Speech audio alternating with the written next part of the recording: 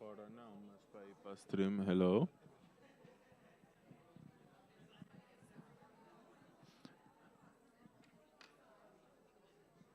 Hello?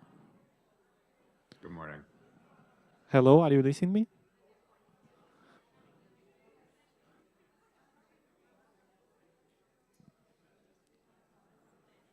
Dr. Jack? Yes, I can hear you now. Okay, you're gonna listen the other speakers in the room in here, okay? Yes, very good. Thank you. Okay, thank you.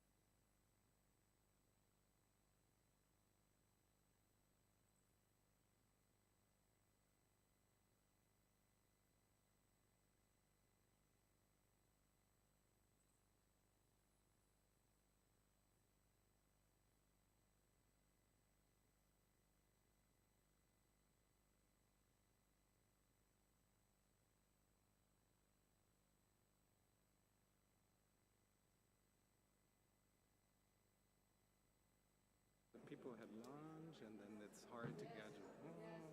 You know how it is.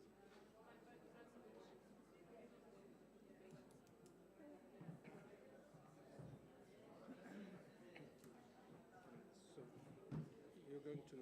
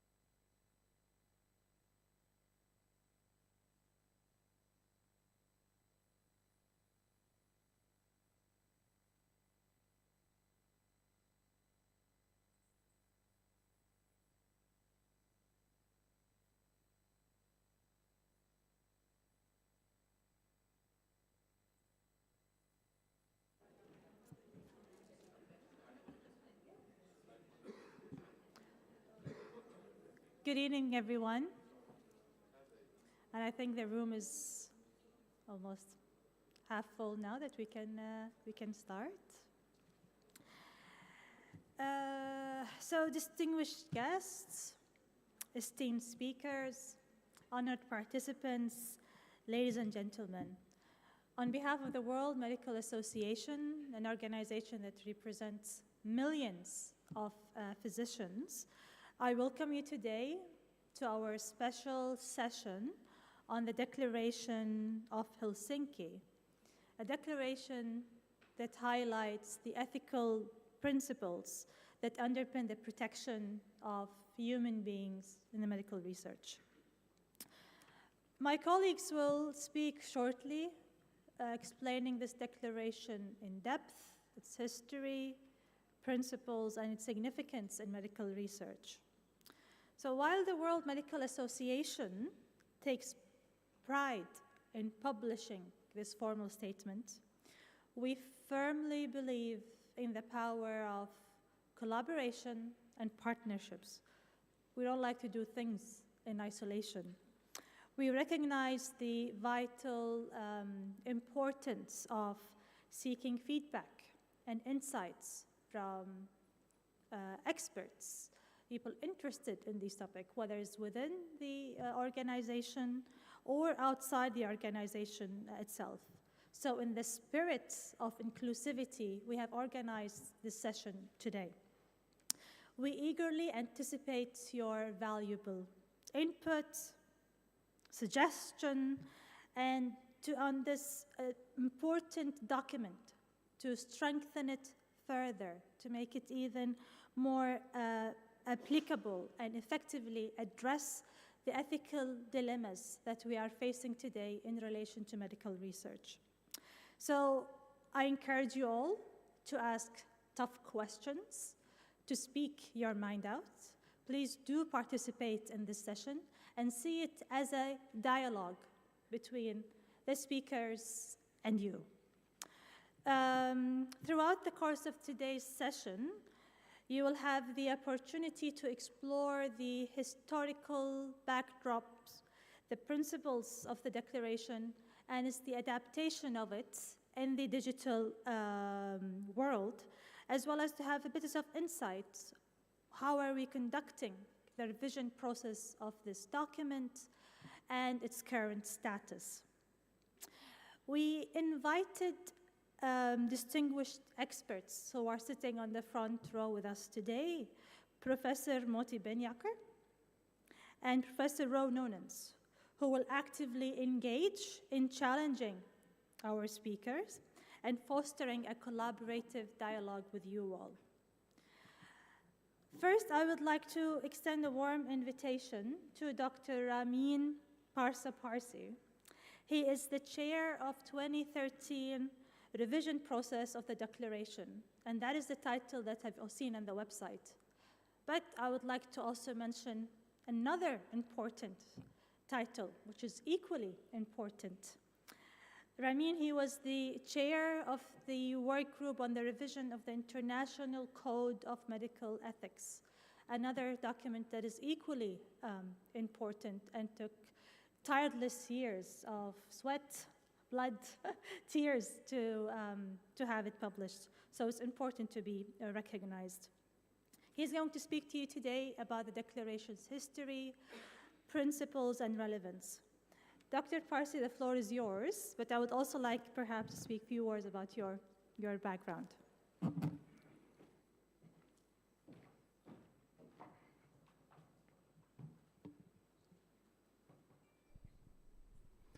All right. Thank you, Lujain. Thank you for the warm introduction, and good afternoon to everyone, and thank you to the organizers for giving us the opportunity to present on the Declaration of Helsinki here today. And just a few words about my person. I'm a physician. I was trained in hematology, oncology. I'm working now for the German Medical Association, and the GMA is very active in the World Medical Association, and that's how I got to the privilege to chair that work group that Lujain just mentioned, the International Code of Medical Ethics. I would actually love to say a little bit more about that because it's a significant document which unfortunately is not that well known as the DOH is. But I had also the privilege to chair the work group on the revision of the Declaration of Helsinki back in 2013. Well, now the Declaration of Helsinki, I think many people would say the DOH is one of the core documents of the World Medical Association, right? So what do you think? Why is that? Why is it? Is it maybe because it has some literary value? It's a literary masterpiece. It's so beautifully written. Is that why it is? Well, anyone who has read it would probably agree with me. That's probably not it, right? Or who thinks it's because it's so beautiful? I don't see any hands, right? And that's true, because during all the revision processes, the conciseness and clarity of the language has always been given priority over any beauty or literary value. All right, so what is it then? Is it because it's probably the most known and widely used WMA document worldwide? What do you think? Is that it? Or is it because it's regarded as a cornerstone document of human research ethics? Who thinks it's because of that? At least some hands should go up now. All right. Well, these are certainly very good reasons to be considered as a core document. I guess most of you would agree with that. I would also say one of the reasons, one of the key reasons why the DOH is a core document is because it addresses the same core issues that are at the very heart of why the WMA was initially established.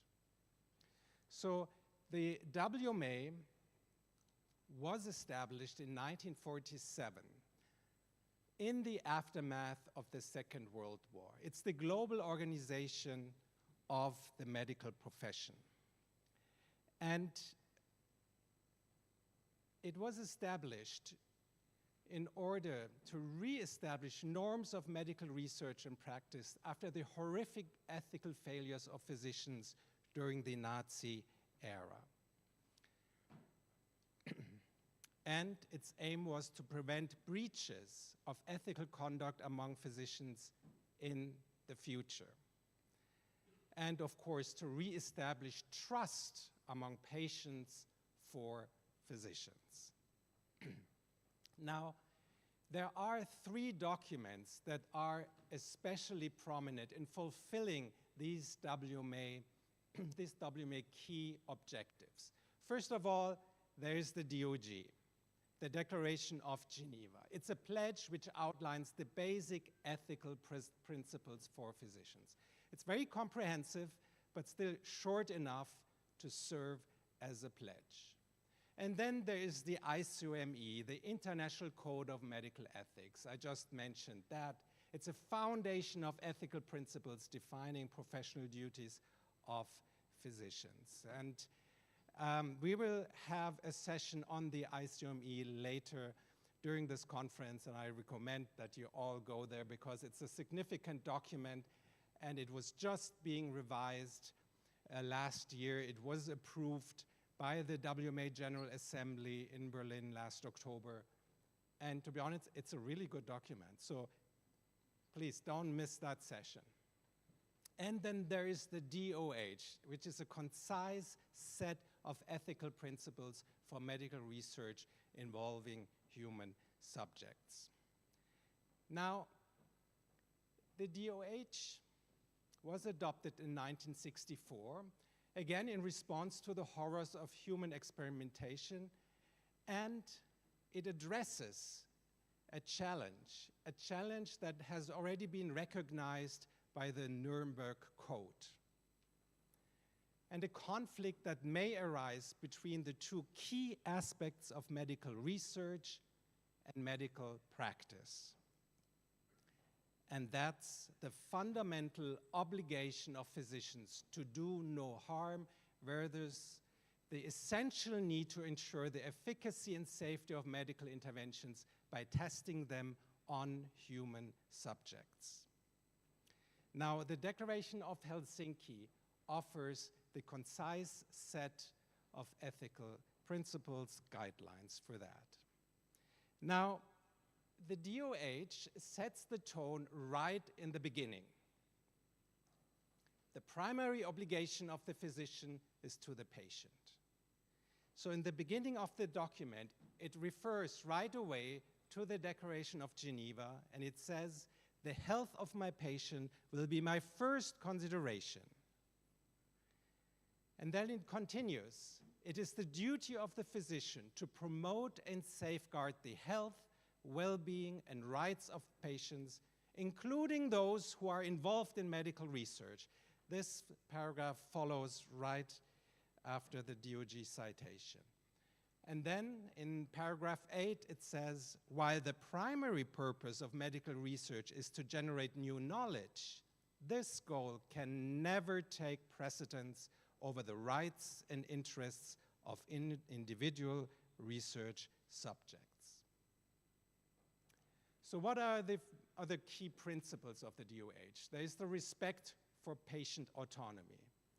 Right, this is one of the integral parts of the DOH. It has been in there right from the very beginning, a very important provision which actually wasn't included in the Declaration of Geneva and also International Code of Medical Ethics until recently. But in the DOH, it has always been in there in many other WMA documents. Then the careful assessment of risks, burdens, and benefits, and the concept of justice, the scientific requirements and the requirement of research protocols. It gives provisions for research registration and publication and the dissemination of the results. And the protection of the privacy of research participants and the confidentiality of their personal information. Then in 1975, the need for approval by ethics committee was introduced, which actually contributed to the development of research ethics committees in many countries. And this language was fine-tuned continuously and tightened in 2013 by stating that these must be transparent and their members duly qualified. The requirements on informed consent, again, another integral part of the DOH from the beginning, and that language has also continuously been fine-tuned in order to increase the protection of participants. And then also the procedures for individuals who are incapable of giving informed consent. Then the requirement to seek consent for the collection, storage, and reuse of identifiable human material or data was extended in 2013 to cover biobanks, and Dr. Kloiber, who is the next speaker, he will certainly say more about that, and also how the Declaration of Taipei covers all that and the link to the DOH. The most intensely discussed paragraphs are probably also some of the most important ones, the specific protection of vulnerable groups. The DOH includes a stringent set of conditions for research with vulnerable groups and individuals, including that a group should stand to benefit from the knowledge, practices, or interventions that result from the research. The post-trial provisions, another somewhat controversial issue, but in the 2013 version, it now clearly states that the participants are fundamentally entitled to access interventions identified as beneficial in the trial. And then there's the question of compensation of those who might be harmed during the trial. Also, the 2013 version added a paragraph stipulating that compensation must be provided to subjects who are harmed as a result of participating in a study. Now, what did I miss so far, which is probably the most controversial paragraph? Any idea? One thing is still missing. Of course, it's the placebo paragraph. One of the issues that has been discussed a lot, always the question, what restrictions on conditions should apply? So the first time that the DOH makes a clear reference to placebo was in 1996. Of course, there were indirect references before, but the word placebo was mentioned first time in 1996, and the wording in 2000 is pretty similar, that placebo may be used as a comparator when no proven intervention exists.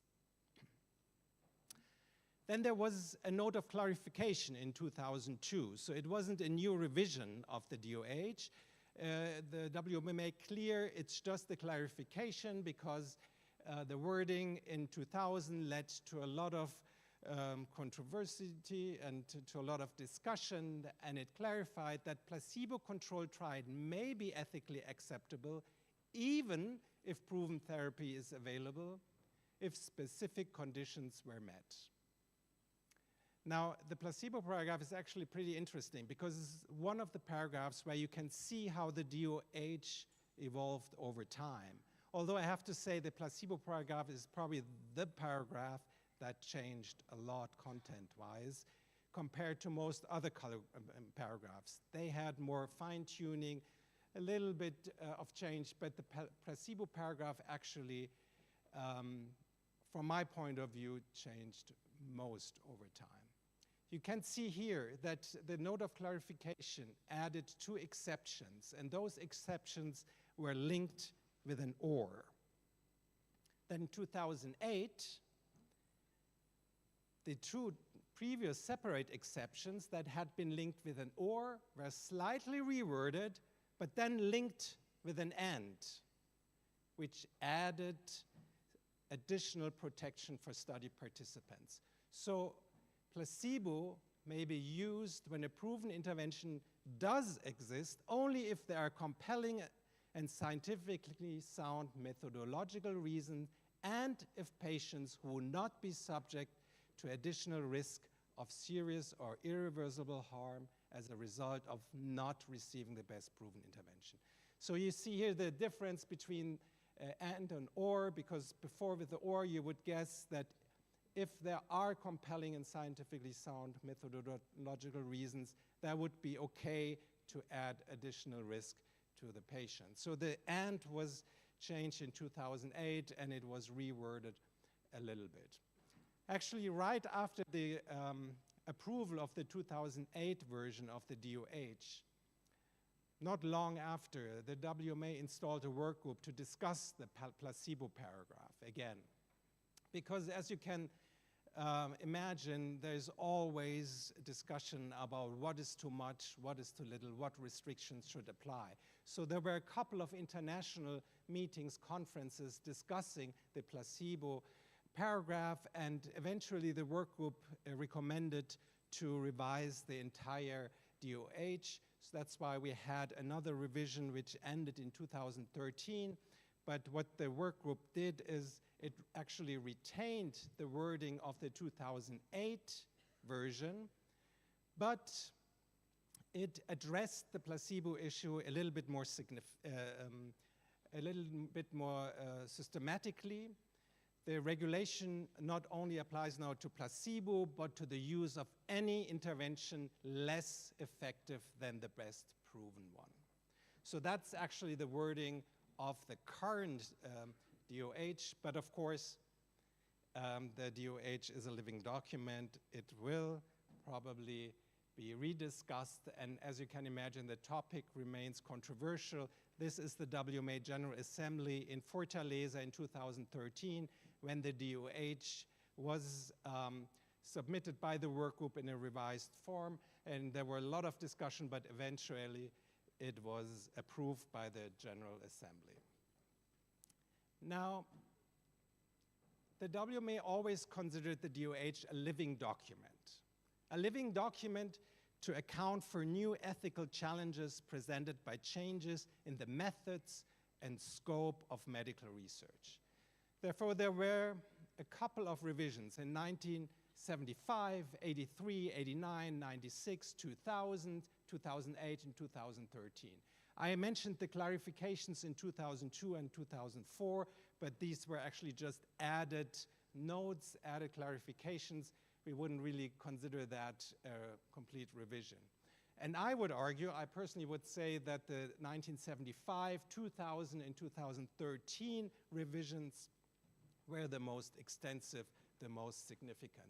The others were more minor revisions. So if you see, the DOH hasn't actually been revised that many times if you just consider the very extensive revisions. And for each revision process, the WMA actually installs an international work group with members from all the different backgrounds, religious backgrounds, cultural backgrounds, and from different countries. And this is actually the work group of the 2013 revision. And we had a number of international and regional meetings to include the international stakeholders, basically on all continents, and very successful public consultations. And this was actually the case for the revision before and other revisions.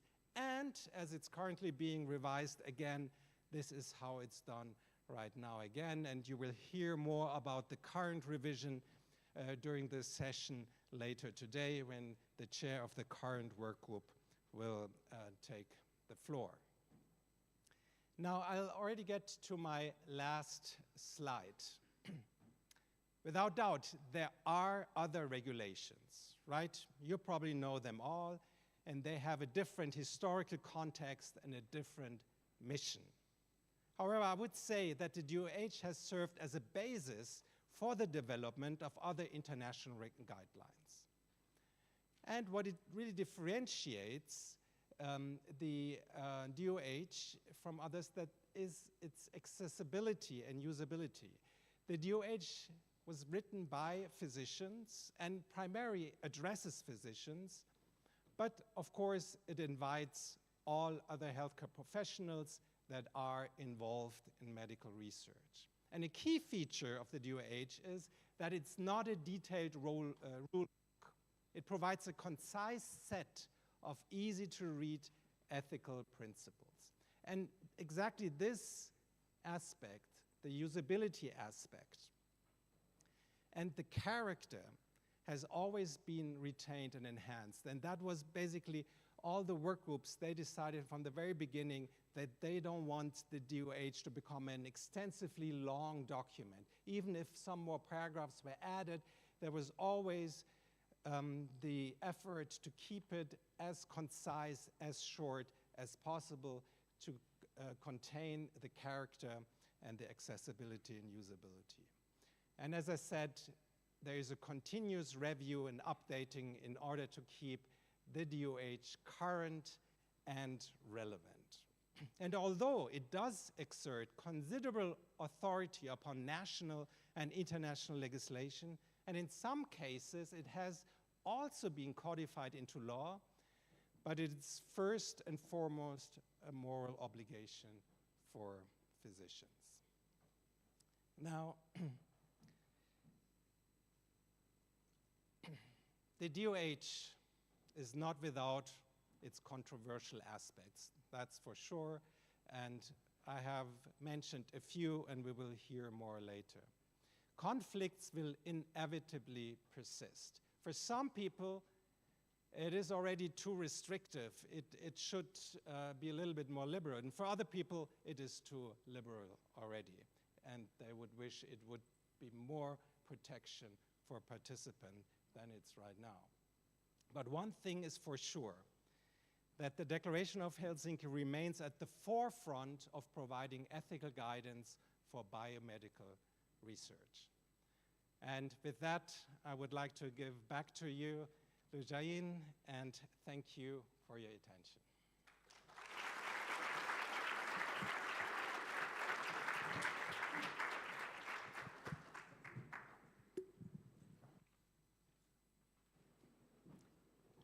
Thank you, Ramin, for this excellent, enlightening presentation. And thank you for highlighting that this declaration is written by physicians for physicians, but also for other professionals who are involved in the medical research, and highlighting the authority of this document that actually was codified into laws and legislations. Moving on to the next speaker, I would like to welcome Dr. Otmar Kloiber, who is the Secretary General of the World Medical Association. Otmar is going to speak to you today about the Declaration of Taipei. This declaration is considered to be an extension of the principles of the Declaration of Helsinki in the virtual world. Otmar, if you can just also speak a bit about your background before starting your presentation, and the floor of yours.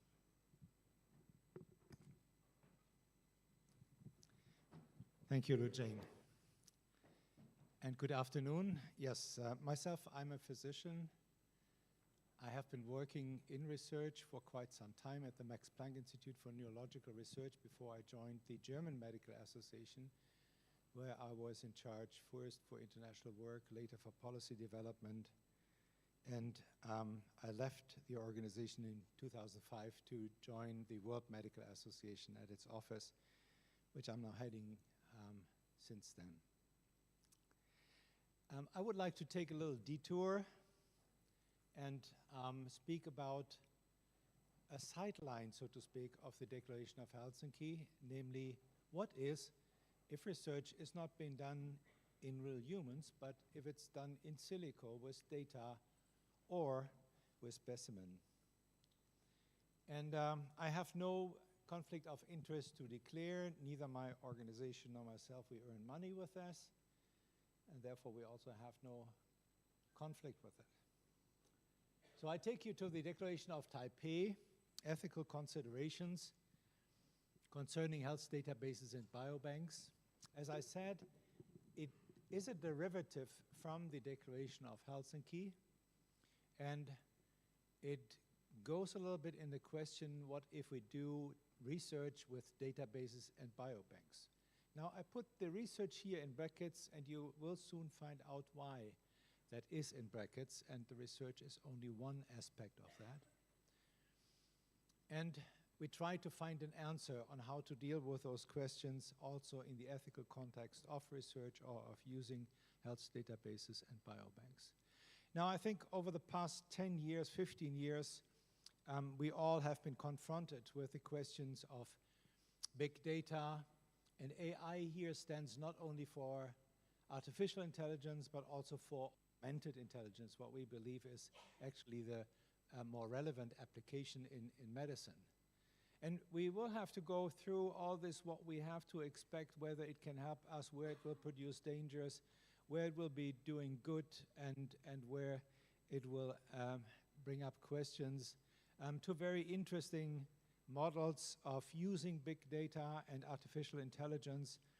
From infodemology, you probably have seen these attempts by Google to predict outbreaks by looking on the Google questions, actually, which works to a certain extent, but also to very advanced models, like, for instance, digital twins being used to do a therapeutic planning. All of those are the things which are coming up, which in part already are reality and are working. And we, of course, thought, well, this may be also something that has to do with research and has a relevant for the research field. Now, this is not new. Ramin spoke about the Declaration of Helsinki, the classical experimental set which we were looking in, be it in a physiological experiment or a clinical trial, that has been described and been regulated by the Declaration of Helsinki. And Ramin mentioned already the cornerstones: informed consent, 1964, the ethics committees in 1975 with the Declaration of Helsinki, and all those other steps which the Declaration of Helsinki was the first document to ask for them, like publication, placebo issues, all the stuff that came in. Not those are those are not inventions by the World Medical Association. I'm not saying that. These things have been existing in some places in the world already, and they were practiced in some good clinical organizations.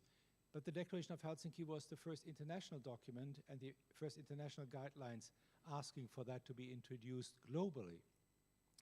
Now, in 1973, so pretty early already, we looked at the question of computers and medicine, because that was a time when there were the first experiments with the internet. It started in the United States as a military network, was then open to universities, and very soon there were first computers in hospitals which were networked, and at that time there was no security whatsoever for this. And then the World Medical Association said, hey, wait a minute, if you have computers which hold patient data, and that happened already in some hospitals, then please don't network them. So very early concern to the computer. Now, of course, of today, that would be completely unrealistic. Networking, cloud-based operation, big data are actually what we are doing now and what is the future.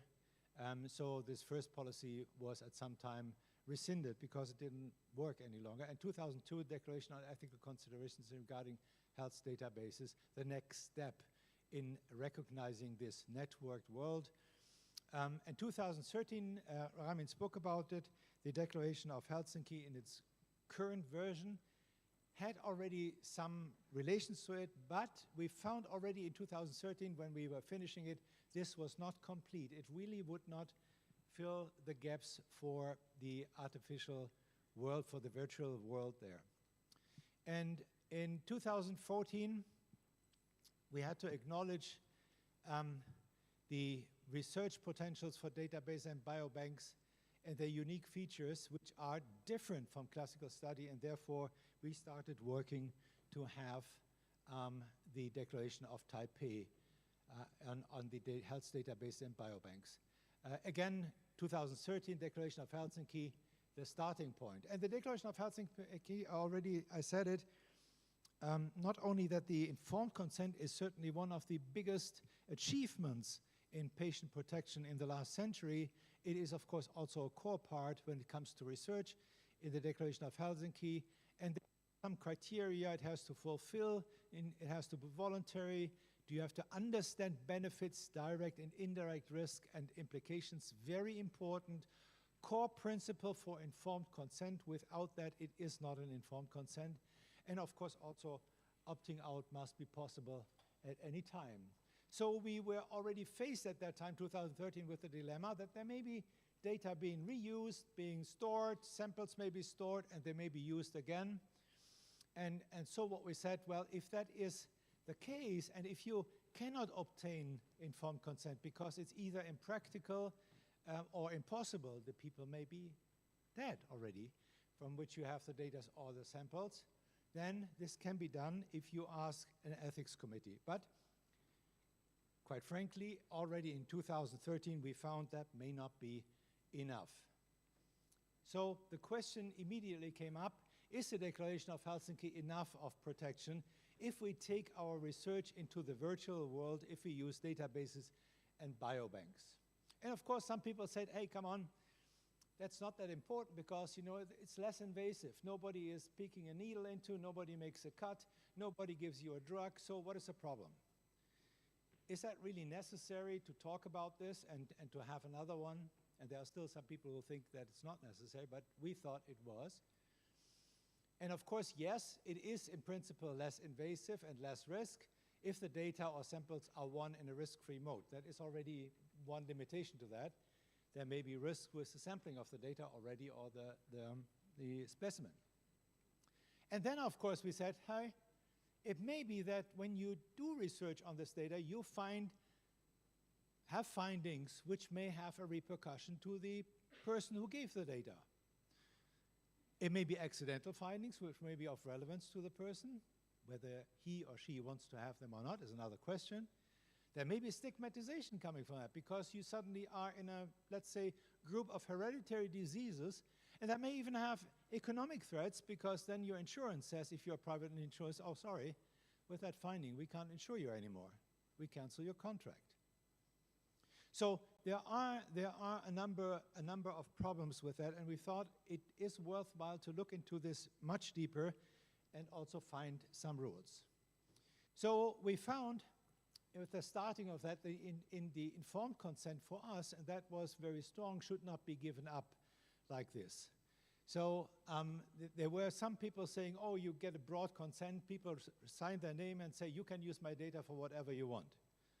Indeed, some institutions do this still now.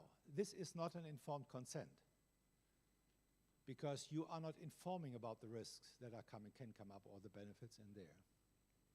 Then we found secondary use is actually not the issue, because many of the samples are being taken and the data are being taken for further use in the beginning, to have a database, to have a biobank, not for any reason now, but for having samples, for having data in the future. For instance, to build digital twins or to do epidemiological studies in the future in there. So there is a difference with the usual setup which we have in doing research. And then, of course, when you have a database or a biobank which you want to use for years on and on, you do not know which studies you are doing then. You do not know which questions are being asked.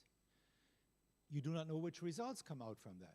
So it is not possible at the time when you collect the data to have a risk-benefit analysis with that. It's simply not possible. So you cannot describe it in a consent procedure right at the beginning, except you know exactly what the data is for, but that usually is not the case with the databases and biobanks. So for handling now the data or the specimens in such a repository, it is very difficult to obtain an informed consent.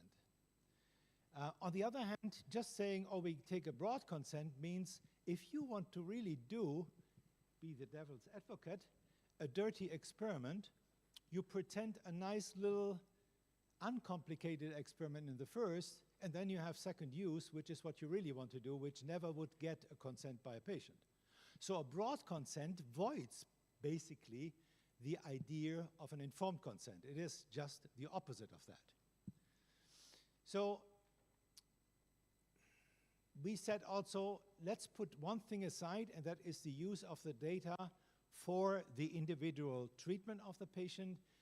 What we now do, and what we look in with the Declaration of Taipei, with the declaration which we then created, was looking really in for purposes other than the individual treatment.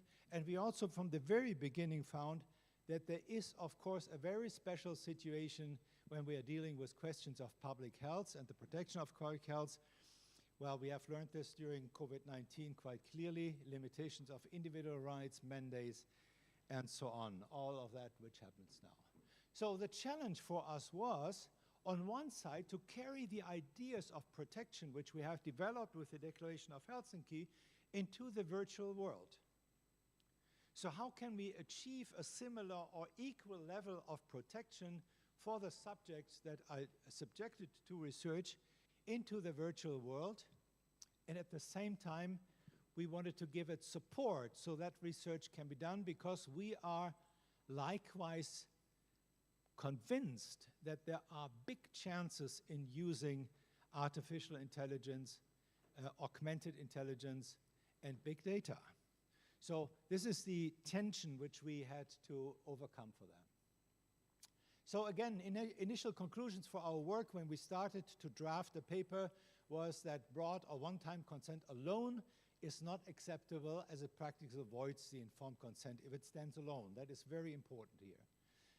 The stringent use of informed consent is unrealistic. As I said, a database may work for 50 years, for 60 years, and we have some databases and biobanks already, at least in Europe, which are older than me. And the data is still, and the specimens are still being used. There is a specific solution for research alone, not practical or desirable. Why? Several reasons. Number one, what is research is relatively vaguely defined or definable. And you may, as a commercial enterprise, do a marketing study, and you call this research. In most of our countries, our constitutions grant you that, to do research on what you think you want to do. You have a freedom of that. Second, is it desirable? Because you have research in other cases, like for instance for political purposes, for epidemiological purposes, for planning purposes, using health data to structure a better healthcare system, to structure emergency systems. But it may be also to be used to be ration care, to save money, not to give you a better service, but to spend less money for the same service. So it's a very delicate thing here, and it's very hard to really tell what is research, what is not research.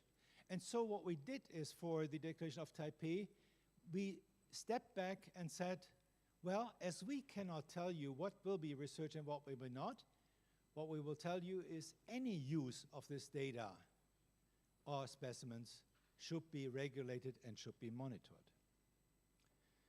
Now, however, other than in the classical story where you have a sponsor and you have a team that does the research, here the winning of the data, the holding of the data, and the use of the data may be distributed or may be done by different parties. That is also something that we have to keep in mind, and which adds another level of complexity. We went through a long process, I'm not going to talk about this, over 3 years actually, until we finally in October 2016 then had the declaration with hearings we did in all continents in order to really sample the experience but also the opinions from experts all over the world with that. So we came finally up with a guideline for the collection, storage, and the use of very important identifiable health data and human material beyond the individual treatment, as I said. And we said it needs a lot of points in order to be secure. It needs an ethical review for justification of the databases and biobanks. It needs consent with information about purpose, procedures, and governance. And it needs an ethical review for each of the use of the database later on. So when somebody wants to have the data or the specimen and says, I have a research project or a use project with that, and here is what I want to do, and then the ethical review committee can say, that's okay, the initial consent may be enough, or they may also intervene and say, we have to do little safeguards in order to make this possible there, or also to say, well, it's not possible because it's too dangerous. That may be the case as well, although I think that will be very rare. So the Declaration of Taipei then got actually 3 different sections in there with a preamble relating it to the Declaration of Helsinki as, so to speak, the higher law for this guideline here. It speaks about definitions, motivation, how it is binding, and which are the exceptions of that. It gives then the ethical principles which we have laid down for this use of the data and the involvement of physicians. And we speak about which government criteria have to be included and have to be set up in order to do this job properly. For the ethical review, there are 2 review levels in there, and number 1 was setting up a biobank or a database should have a clear description of what the purpose is, and it should be ethically justifiable to do that. This will be different from society to society, of course, but nevertheless, it is a request to have a first ethical review at that point, and then a second ethical review has to be done whenever data is being used. In most cases, that will be easy, because you may have aggregation of data, you may have anonymization of data as far as that is possible in medicine. Another difficult point. But it may not have at all any repercussion to the persons who have been given the data or the specimen. In other cases, it may be a difficult process, and it may require additional safeguards, which an ethics committee then should say. So the initial concept a person gives, and I don't call it a broad consent, I call it an initial consent, the person gives, would then talk about where do I give my data to? What does the database do? What does the biobank do with my stuff? How is it protected? Who can access?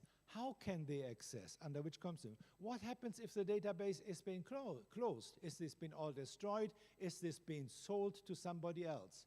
So those are the safeguards of governance that should be described when you give an initial consent, and you may also be asked, would you like to be informed about accidental findings, if there are some, or if incidental findings are being potentially produced, or don't you want to hear them, under which circumstances?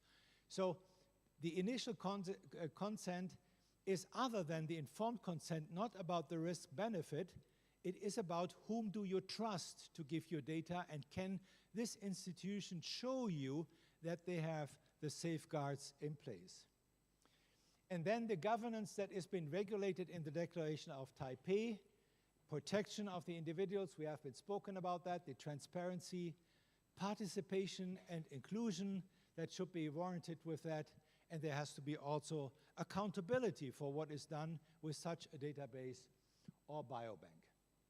So I'm not going into the details of here, but the Declaration of Taipei regulates a set of governance instruments and tools that have to be guaranteed in order to make it as safe as possible.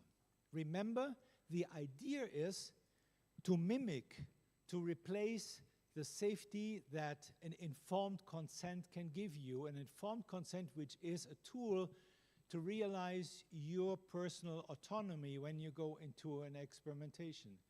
Now, we have said that is not possible to that extent as it is possible in a classical experiment, but the tools of governance here should be able to at least give a similar level of safety and of pondering to those experiments that can be done then. And what we have to see is, and I said this before already, we have to look into a question of exception for public health. That is something which we have in all of our healthcare systems. We have obligatory reporting systems which break the patient privacy. We have mandates. We all have experienced that with COVID-19, and other enforcements actually with public health. And the same is true here for the questions of using this health data and these specimens. It may be necessary that there has to be an investigation done with those materials then. We also have found that there are some societies, and here I give the example of the Nordic countries, which have a long-standing tradition of holding data with their government, health data with their government.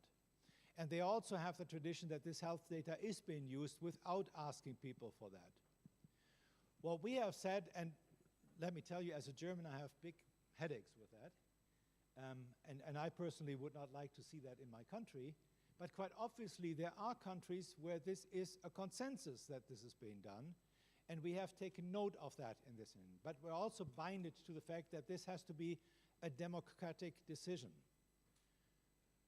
under which this has been done, which includes, by the way, probably more than half of all the countries in this world, because they have no democratic elected governments. Yes, that other safeguards then have to be installed. So, coming back to my first question, isn't the Declaration of Helsinki protection enough? And I think it's worthwhile to just look at the differences between the two. In the Declaration of Helsinki, we usually speak about a single research application. Nowadays, that is a little bit more complex. We have platform trials, basket trials, and so on. But it's a rule. You have usually a very defined single research application that you can describe. In the Declaration of Taipei, we speak about biobanks and health databases. Multiple use is the rule. You start with that. We have a defined protocol with one hypothesis and one aim. We have different protocols, different aims with the studies that will be done. The risks can be described before, benefits as well. Usually that cannot be done with the health databases and biobanks because it's somewhere in the future and nobody knows which will be questions. There's a defined timeline. The timeline with the databases is unknown. The holder and user of the data are known at the beginning, completely different. With databases, there may be groups asking for access to the data which are even from other countries. There will be networks which were using the data. So this is a completely different set of participants then. There is a defined benefit.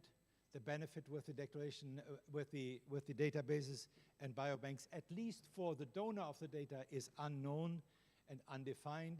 There is a very high cost of data per set with a classical clinical trial or experiment. Here, with the databases, the cost is very low per data set.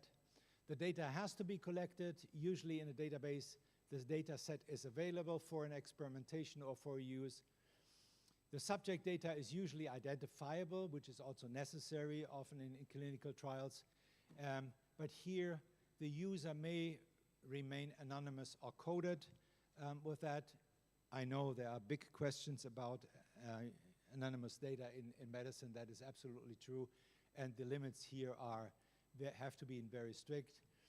There is intellectual property questions which are usually subordinate for the subject of the patient going into a clinical trial. However, the IP questions may be relevant for the community or individuals. I think the most recent case, very old case, most recently decided are the HeLa cells. You probably all have heard about that case, which have been resolved.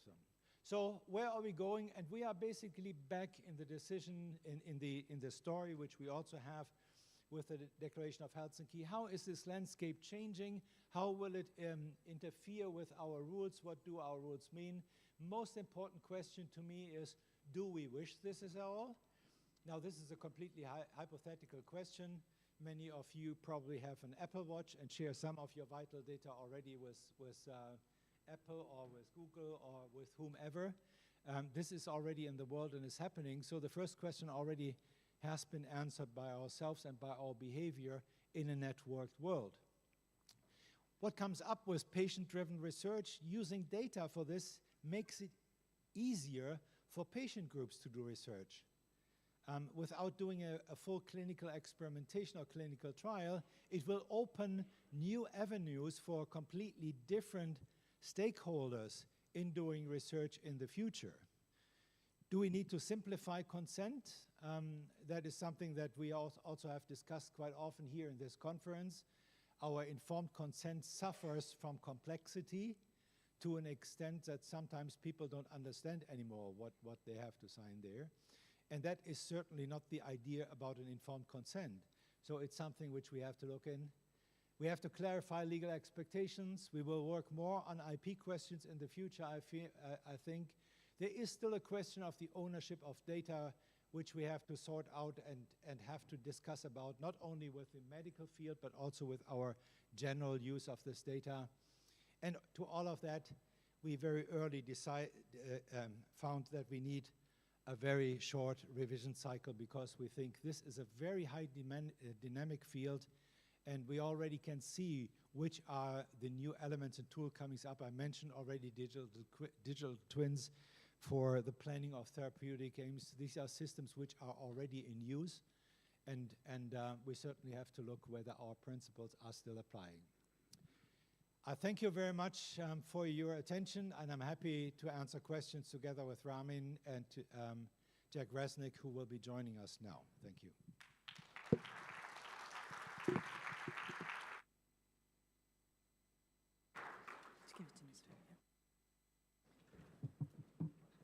Well, thank you, Otmar, for highlighting the main principles of the Declaration of Taipei and underlying its importance also with the era of the artificial intelligence and other emerging technologies. So speaking of the virtual world, I was told that there we have some participants joining us today online, and including our next speaker, Dr. Jack Resneck. Dr. Resneck, he is the chair of the WMA working group that is working on the revision of the Declaration of Helsinki. And I must highlight he's also the chair of the Finance and the Planning Committee of the World Medical Association. Jack, welcome. I don't know what time is it there. I hope it's not too early. Jack, can you just speak to us briefly about... Lujain, can you hear me? Just Yes. making sure the audio is working. Can you hear us? I can. Perfect. I want to actually just to speak to us briefly about the revision process of the declaration, where we are right now, and what's the current status of the document. Thanks so much, Lujain. I'm going to try and share my screen here and see, can you see my slides now? Not yet.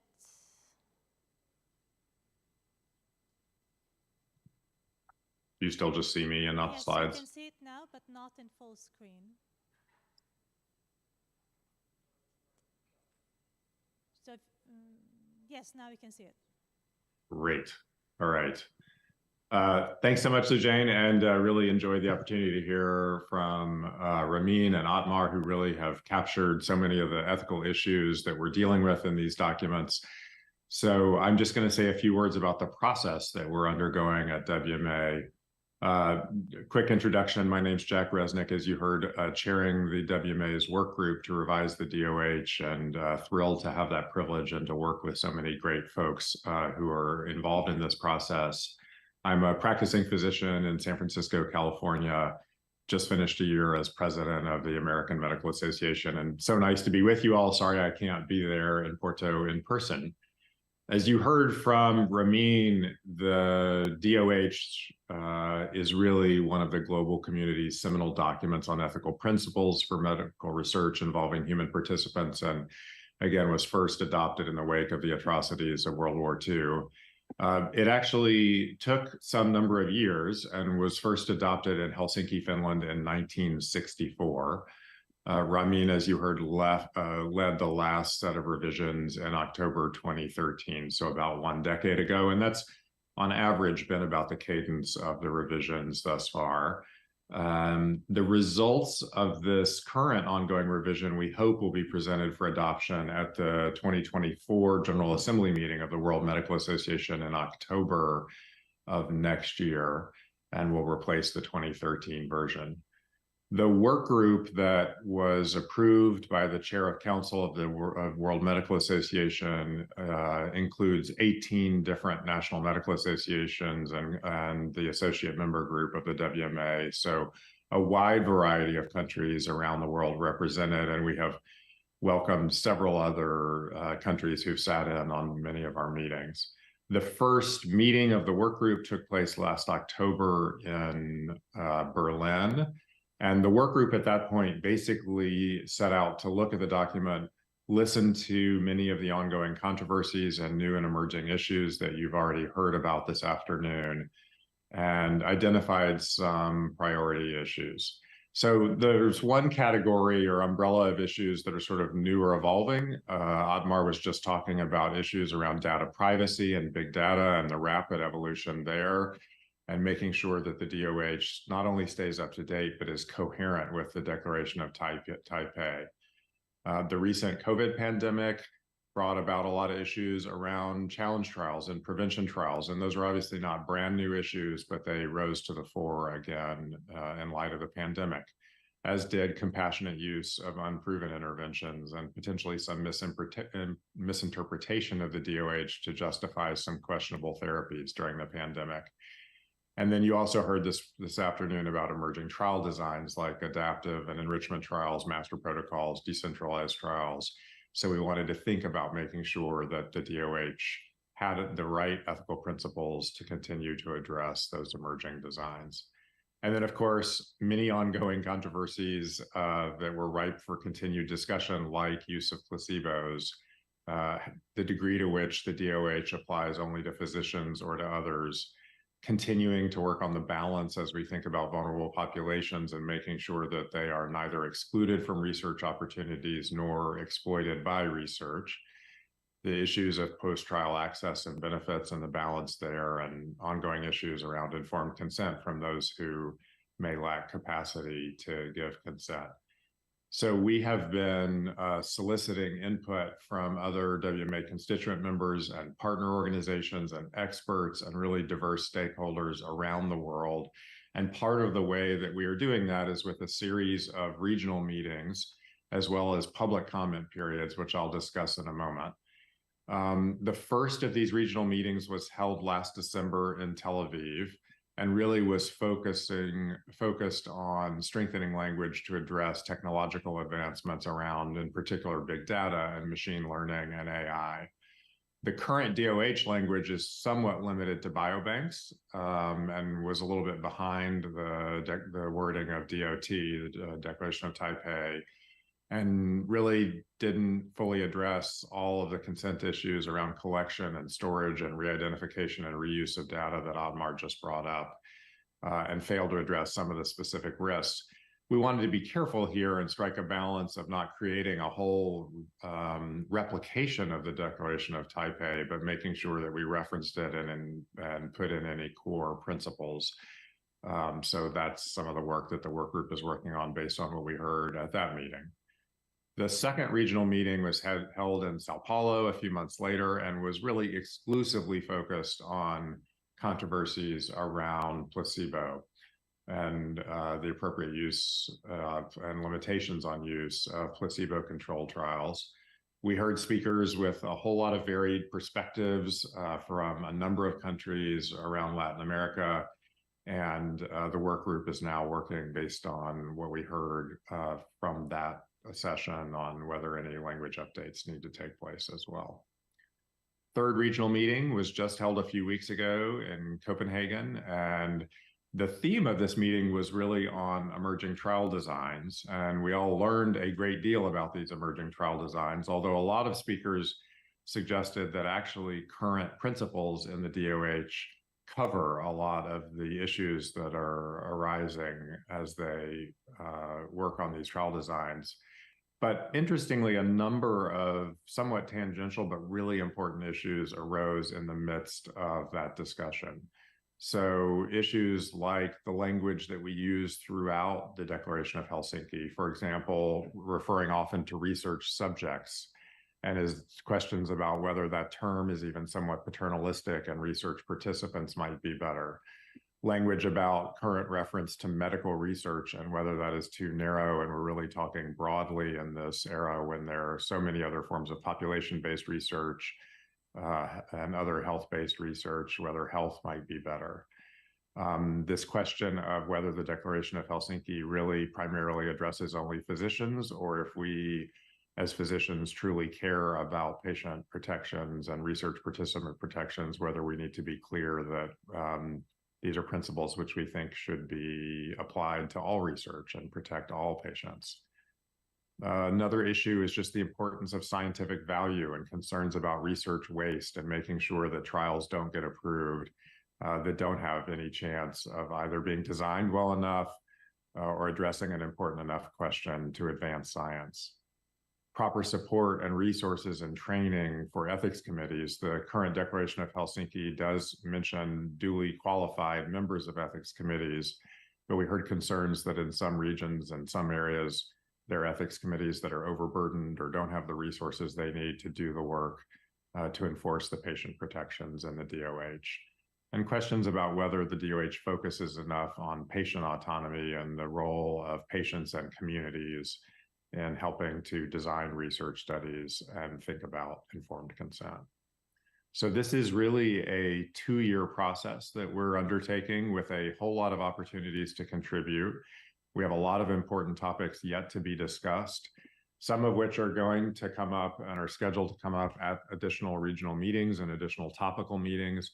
But it's also really important to us that we have public comment periods so that those who can't necessarily come to these meetings have an opportunity to comment on the existing document and to see proposals that our work group will be making for the next round of changes. Our next regional meeting, the Pacific meeting, is taking place in a few weeks in Tokyo, and that one's really going to be focused on emergencies and pandemics, thinking about those issues around challenge trials and compassionate use of unproven interventions. It's actually going to be followed by our first public comment period. We are splitting this in two so that we make sure that there's enough time for stakeholders to take a look at two different rounds of proposed edits. So everything that the work group has done based on the first 4 regional meetings will result in a public comment period, probably beginning in either January or February. The next regional meeting will be at Vatican, a topical meeting actually will be at Vatican City in mid-January. You'll see a number of meetings really focused on vulnerable groups. This one specifically is going to be talking about research in resource-poor settings and issues of post-trial access. The following meeting in Johannesburg in February, also on vulnerable groups, but really focused on community inclusiveness.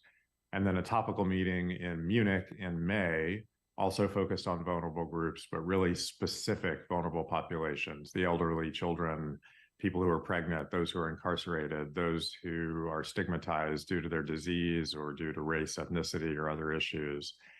And then a second public comment period, a second phase, will happen in the late spring based on additional changes coming out of those meetings. And a final meeting, we hope, in Washington late in the summer to review final revisions and talk about a communication plan moving forward. So we're really excited about this process. The regional meetings thus far have been fantastic. We've really gotten incredible speakers, an incredible amount of feedback, and we look forward to any discussion today and hearing your thoughts about our work on the DOH. Lujain, with that, I will turn things back over to you.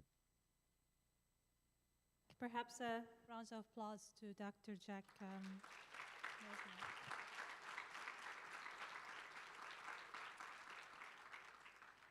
Jack, just a quick follow-up question before we open up the panel discussion. You mentioned the public consultation period.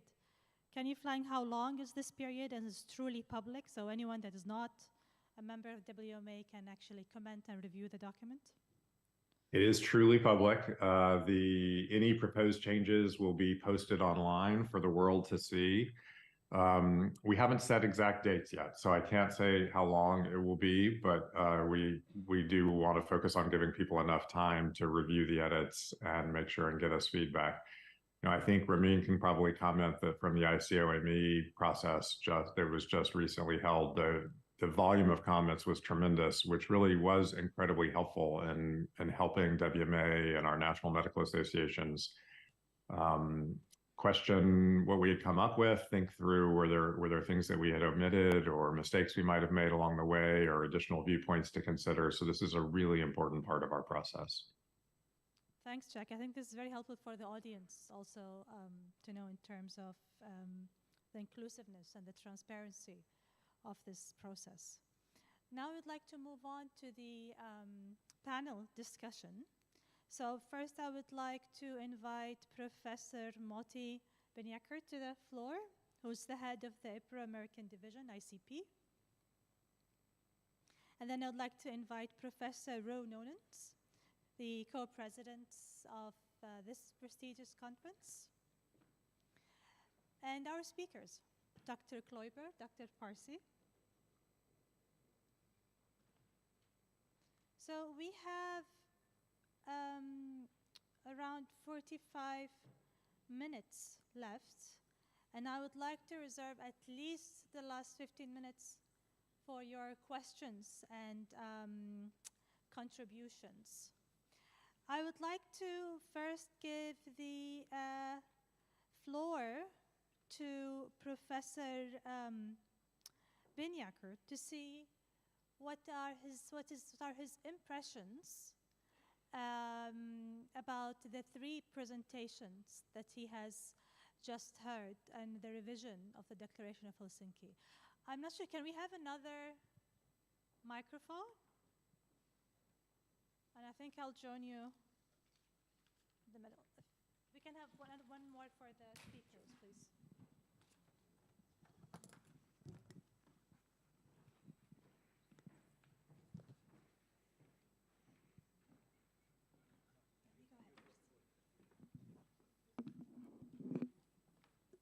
Hello? Hello? Hello? Hello? Hello? Yes. Well, thank you very much for the invitation. I think that we were in front of 3 excellent expositions. I only want to strengthen one thing, that is when we are speaking about the right of the patients, I think that we did a lot of work till now to preserve the intimacy, to preserve the secret, and to preserve the consent of the patient. And I think that we are in a situation that we have to think if we don't have to include also in Helsinki declarations, as you propose as a continuation and development, about the relationship of researchers or data banks and so on in the daily treatment of the patient. That means I think that it's a splitting between research and what is happening in databases and development of technical issues and the daily work with patients.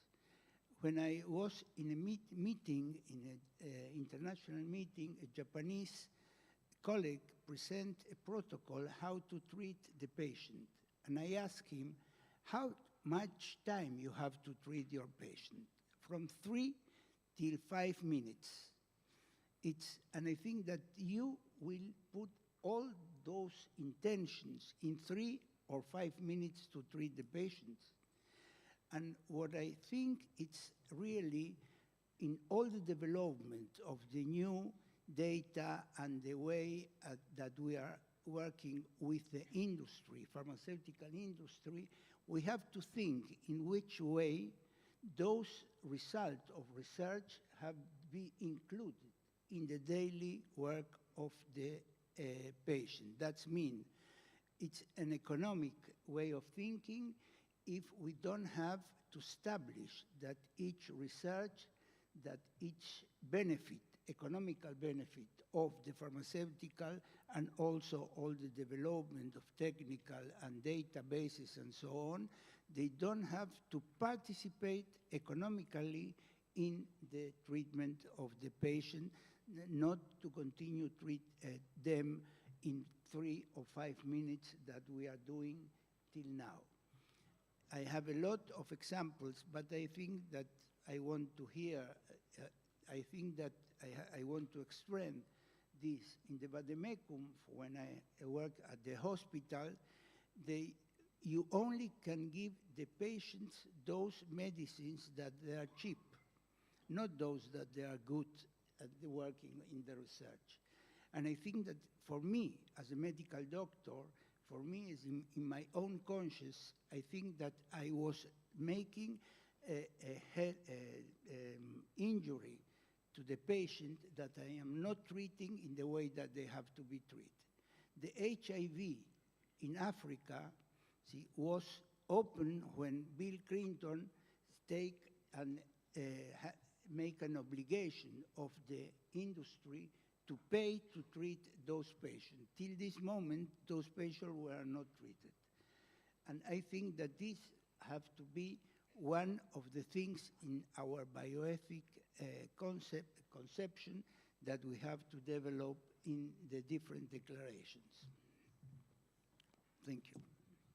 Thank you so much, Professor, for highlighting also the need to make those declarations actually relevant to the daily practice of the physician, the issue of conflict of interest and the filtration of the pharmaceutical industry. Professor Nunes, I would like to hear also your reflections on what has been presented, what is in relation to the Declaration of Helsinki and the Declaration of Taipei. Okay, thank you very much. First of all, 3 excellent presentations that I salute. But I have a previous philosophical question, and that is, as we know, medical ethics and medical profession is a relationship, or has an umbrella, a relationship that is based on trust. And it means that physicians, and of course other healthcare professionals, so for me there is no doubt that Declaration of Helsinki should be a declaration under the practice and research of every profession. So at least in Europe, I think there is no mistake about it. A psychologist, a nurse, etc., abides to the Declaration of Helsinki as much as a physician. But my previous question or dilemma, let's say, is something that Professor Benyakar also noted, is that this intrinsic relation of patient with physician in clinical practice is based on trust, is based on mutual respect, and therefore on the duties and responsibilities of physicians toward patients. And as far as I see it, in many moments of human history, when the same physicians or other healthcare professionals become researchers, something changes. The ethos becomes different. The underlying ethics is not on a deontological basis, but becomes on an ethics on a utilitarian basis. And of course, there are good reasons, the development of science, the good of humanity, the teaching of new physicians and healthcare professionals. And so for me, the problem is very intense and deep, because even when there are failures in research, they are not seen as failures because there is a general good to pursue. And I think this should be more clear in both declarations of Helsinki and Taipei, that the ethics is the same. The setting is changing, but the ethics is the same.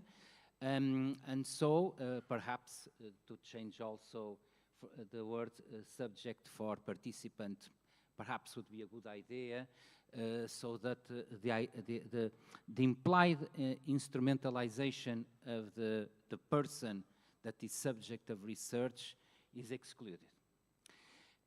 Stating this, of course, Declaration of Helsinki is an excellent document, and of course, WMA should be congratulated by that document, but is ever evolving, as you recently noted in your speech, is always evolving because circumstances also evolve too. And a question I would ask is, what is the opinion of the three panelists regarding research in emergent situations?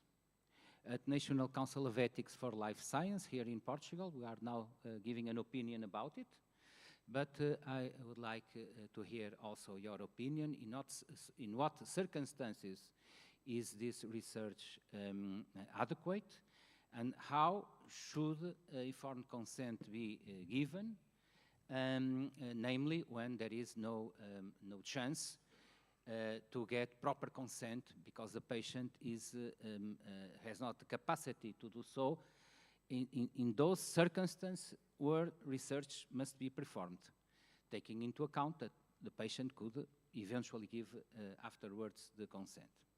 Regarding the Declaration of Taipei, I think that in the future, I'm not saying that it is in the near future, but eventually in some conference, world conference in a couple of years, there will be two different declarations.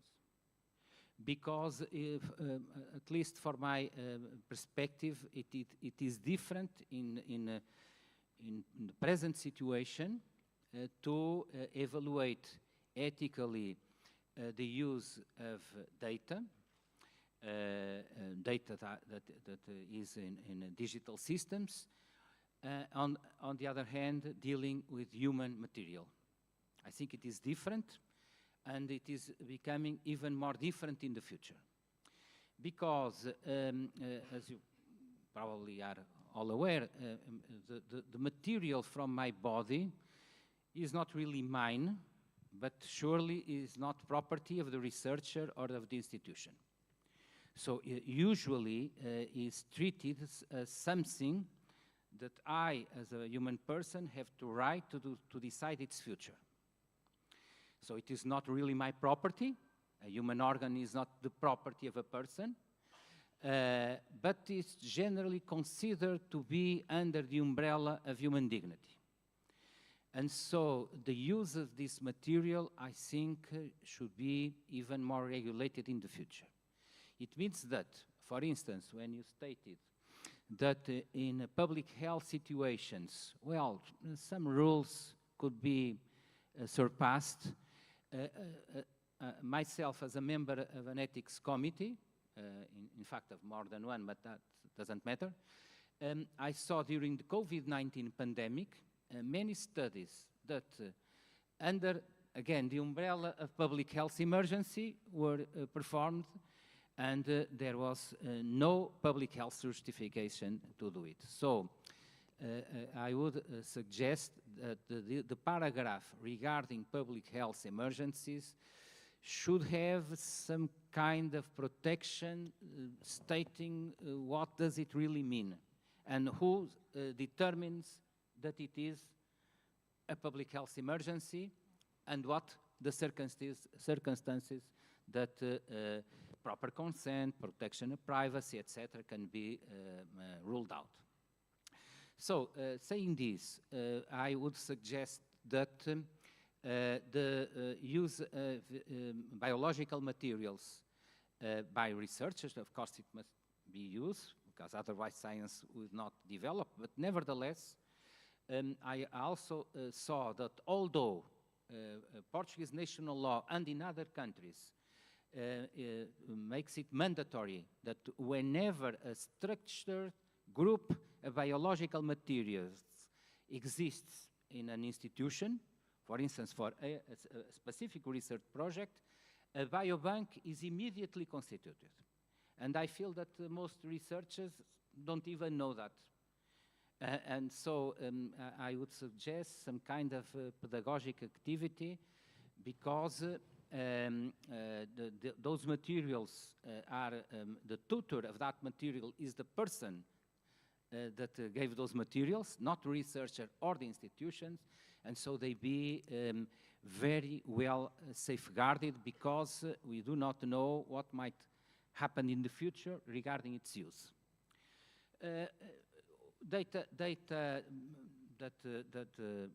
Health data, as far as I see it, has a different perspective.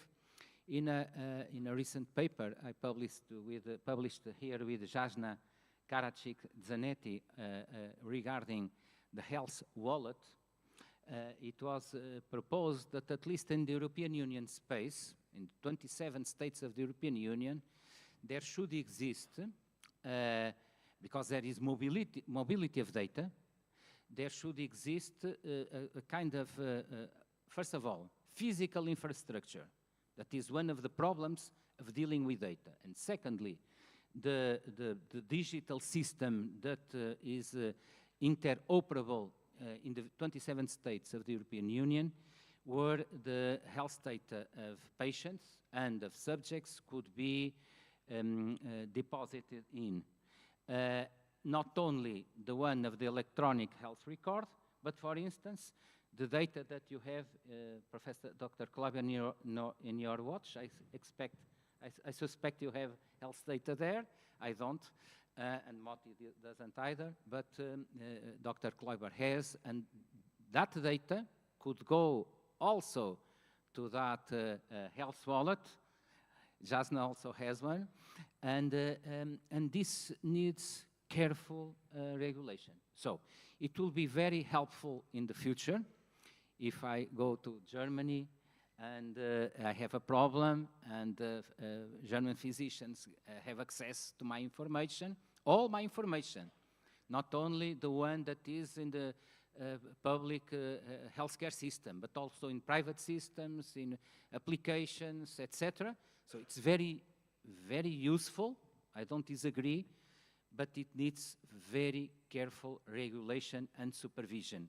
Namely, the physical infrastructure where those data are deposited in, and if it is in the cloud, who has the titularity and who supervises the cloud.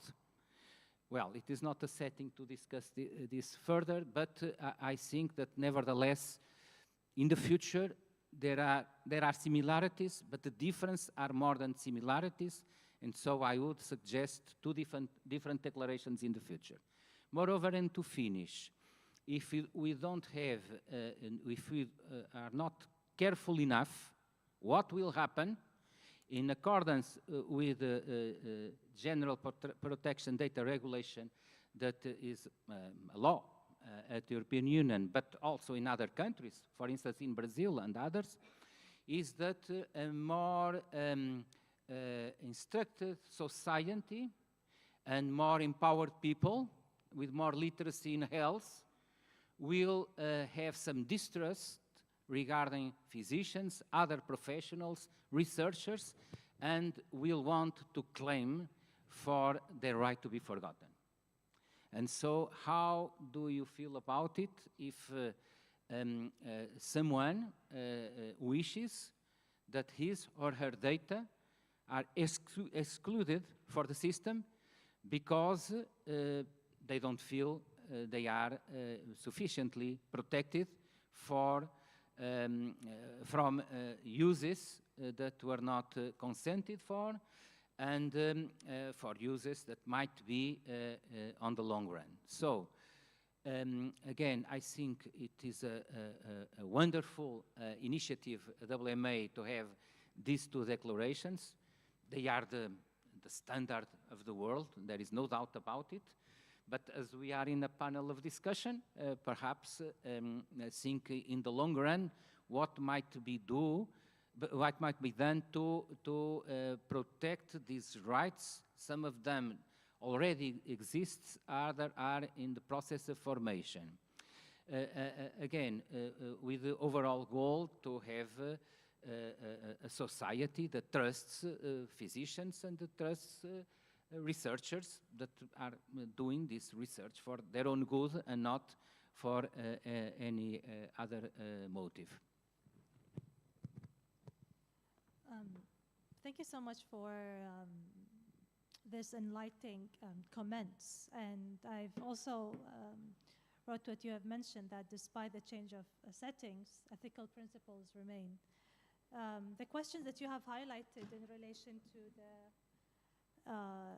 ethical principles in the case of emergency settings and the data and the biological research are quite an important one. And I would like to jump those questions to you, Otmar. But before I do that, I want to see if Jack's still with us.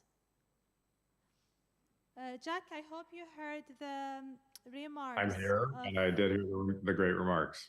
Great. So I just like I'm on a very large screen behind you. Sorry.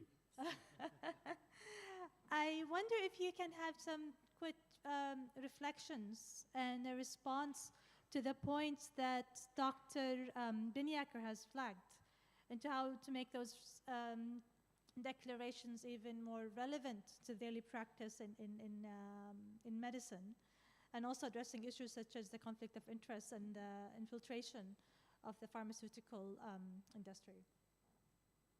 Maybe I'll take a couple of those, and Otmar and Ramin can take a couple as well, but a lot of really thoughtful, interesting issues that arose in those comments. I think starting from the end, this issue of data security, I mean, patients do want to be able to benefit from having their data shared across healthcare institutions and practices, and as you mentioned, even international borders, particularly in some place like Europe where you can travel not very far and be in another country.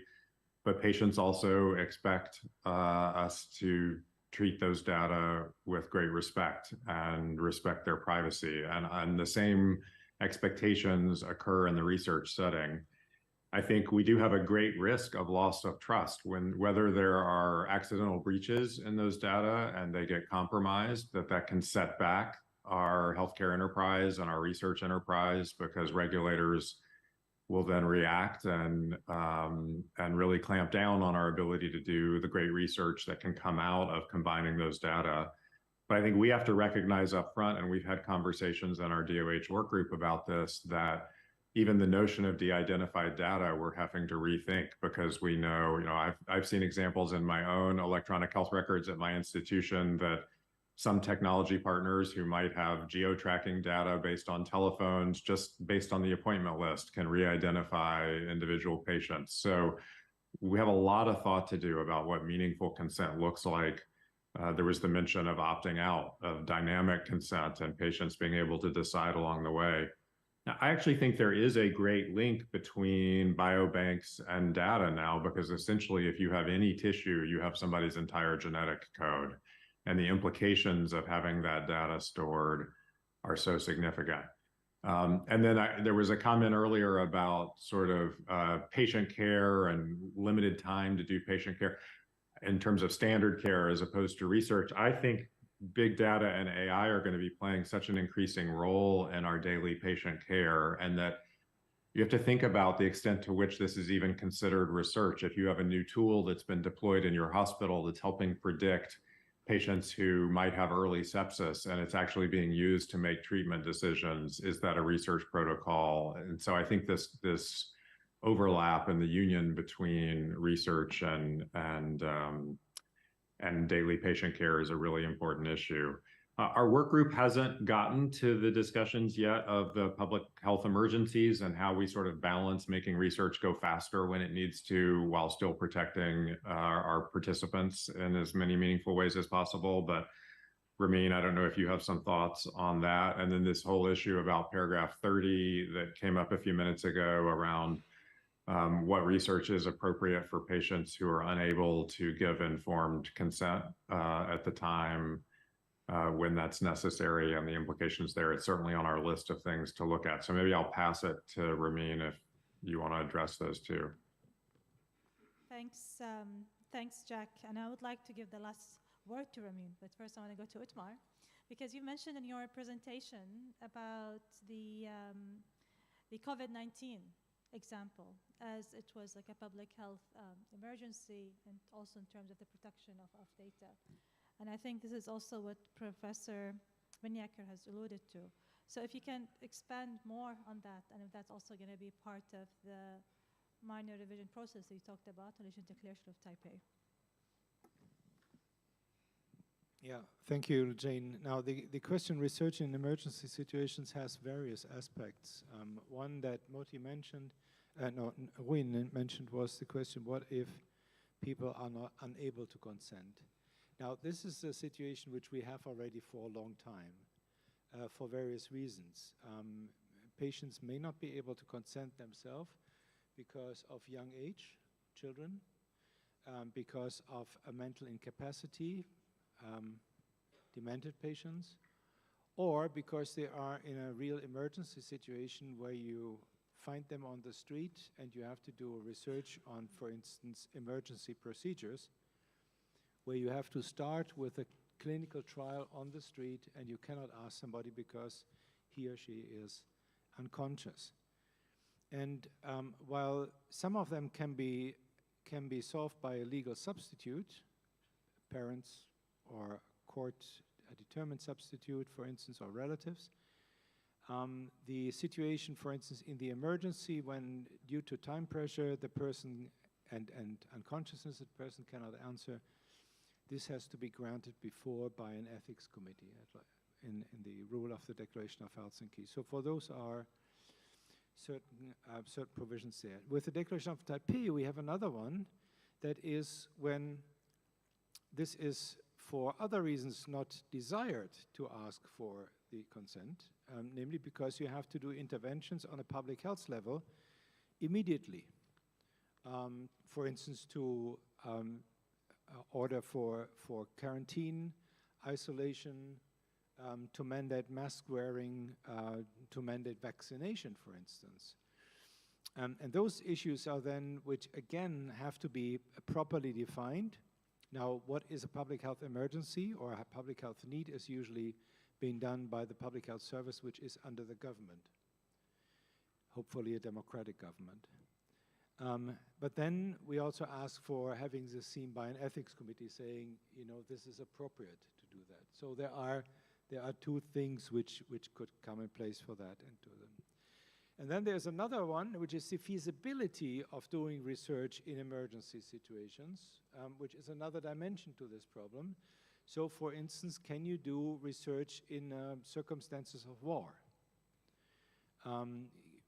And then again, the question is this war related?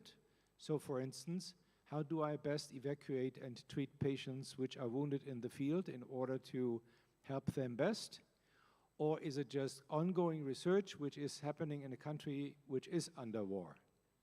And those are very different issues which still need discussion and still need attention, for which I cannot give you now an answer. What I would basically ask for is to find out whether we can say the basic principles described by the Declaration of Helsinki still apply as a demand. I think that is something what we always should be aiming for. So far, I don't know of an deviating example, but nevertheless, that is of course a question which is behind all that. You know, does the Declaration of Helsinki still is valid? Up to now, I would say yes. I don't know of any example it is not. And finally, yes, sometimes you also have to find a situation where you must say research is not possible because you cannot match the minimum requirements for doing proper research. And then you have to say, well, it is not possible in this situation, and you have to continue with what you can do best. Thanks a lot, Otmar, and also raising the general questions in relation to the relevance of the Declaration of Helsinki. And the answer, I think, it's triple yes. Ramin, I think Jack has thrown a couple of questions at your end, but before answering those,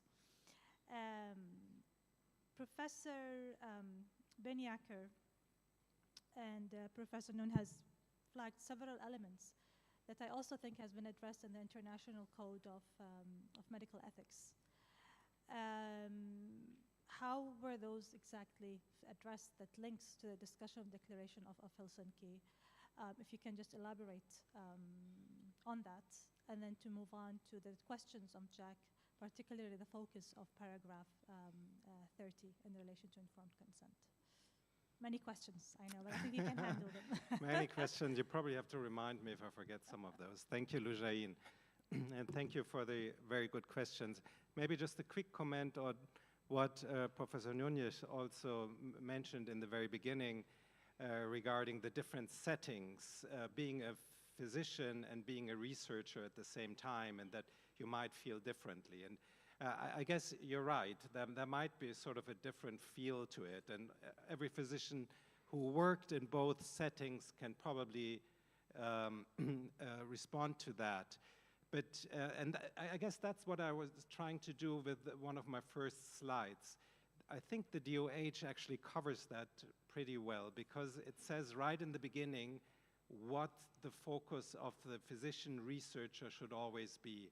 And that's the patient, that's the well-being of the patient, the health and well-being, and refers to the Declaration of Geneva, which always applies.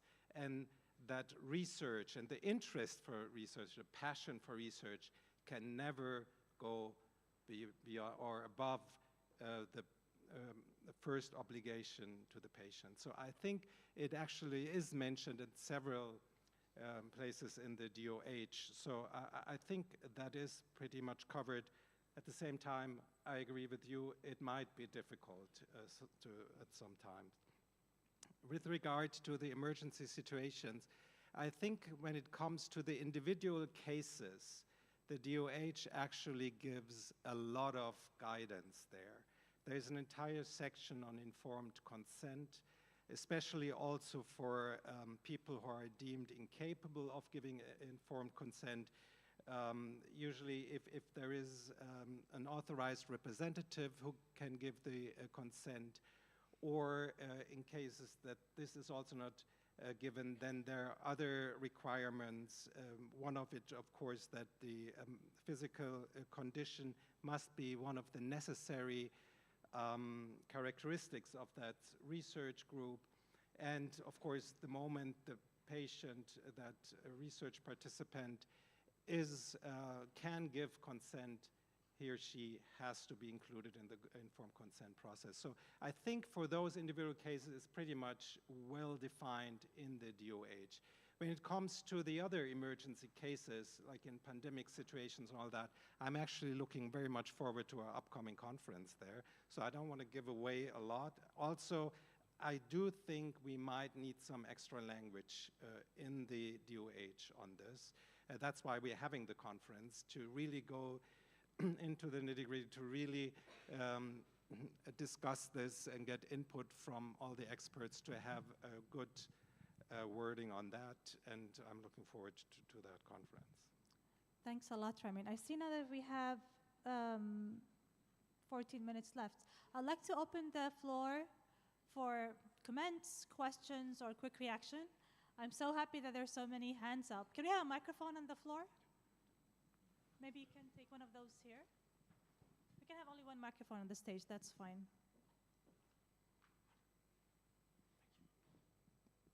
Okay, please go ahead. Thank you.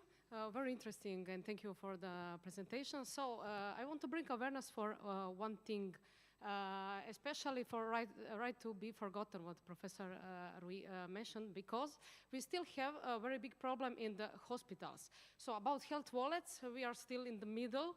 There is not so many data inside, but still in a majority of the hospitals, all physicians and all nurses can access to the all patient data. And so I had the one complaint from the physician that was the patient in the same hospital, depression episode, and the psychiatry department, and it was very political questions in the end, because he asked to delete his file from the hospital, and in the secretary they told that it's not possible to delete file. So practically all colleagues of them and everybody can access still to this file. And that is something what we need to see how to manage this. And this is right to be forgotten. So we have a right to do that, especially, for example, the European Union. It's very critical there because we still have cross-border healthcare, what is even worse in this case, because practically the data, we can share data between all the European countries for the pharmacies and all this. So if you can do something, I think we need to act on this way. Thank you. That's an excellent comment, and it's a real issue, as also when it comes to the data protection. Otmar, we have gone quick. Maybe we can take 3 questions at a time, and then we ask their comments. First, we have one here.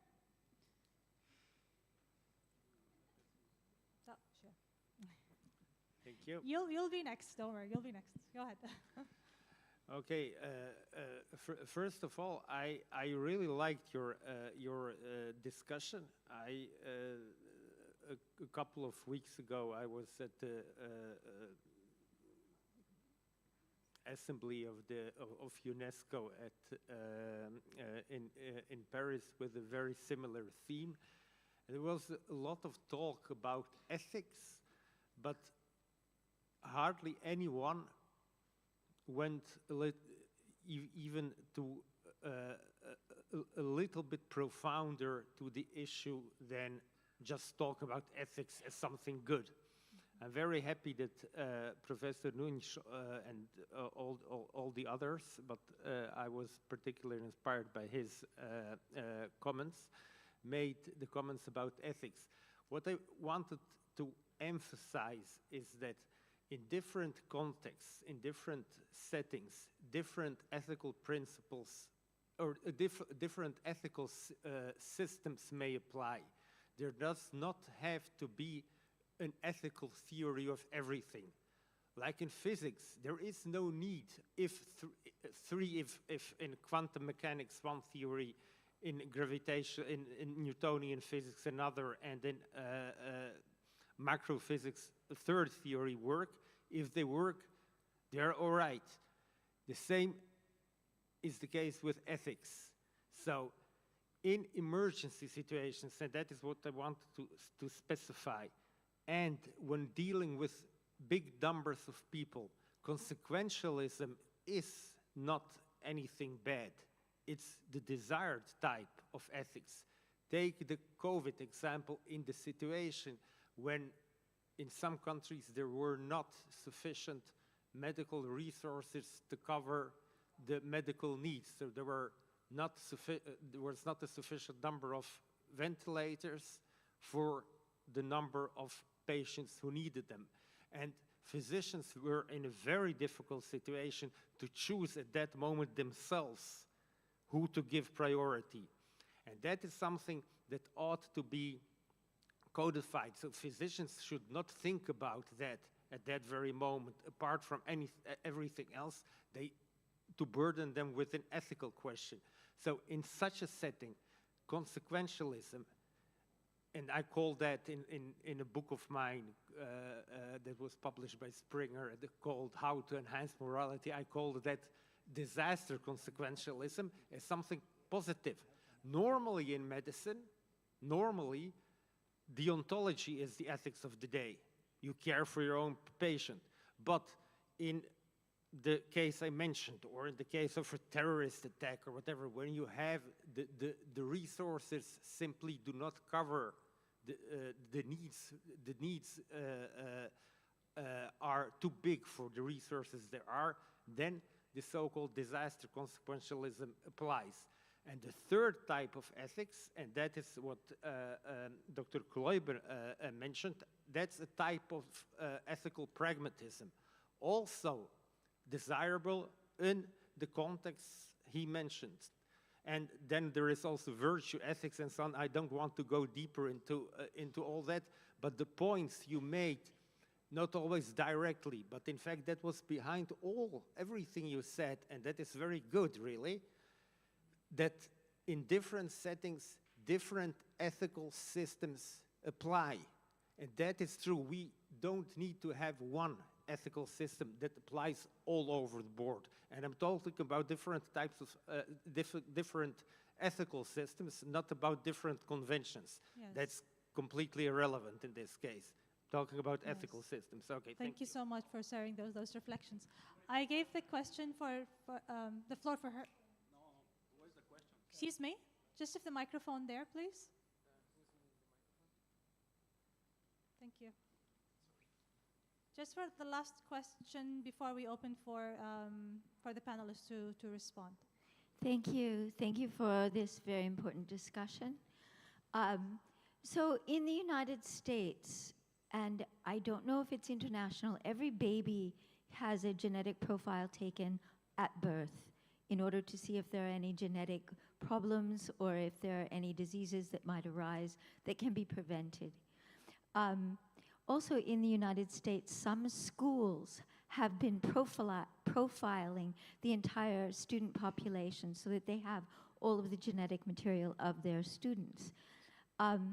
Recently, there have been questions of either the legal profession or the government wanting access to the genetic material of children, of families, to family profile and things like this. So I'm just wondering, where are we with this question of the genetic profile of the race and access to an infant, an unborn? They certainly don't have informed consent. So what about this situation? Thank you. First, Otmar, if in very short, maybe less than 2 minutes, to answer the first question that was raised. Thank you, Lujain. The right to be forgotten was the question, and the deletion of data, for instance, from hospital files. You have two different problems here. Number one is the easy access of everybody in a hospital to a data set. That, in my understanding, is not in conformity with privacy and medical secrecy. The access, and this is an institutional must, to patient files has to be given on the basis of need only.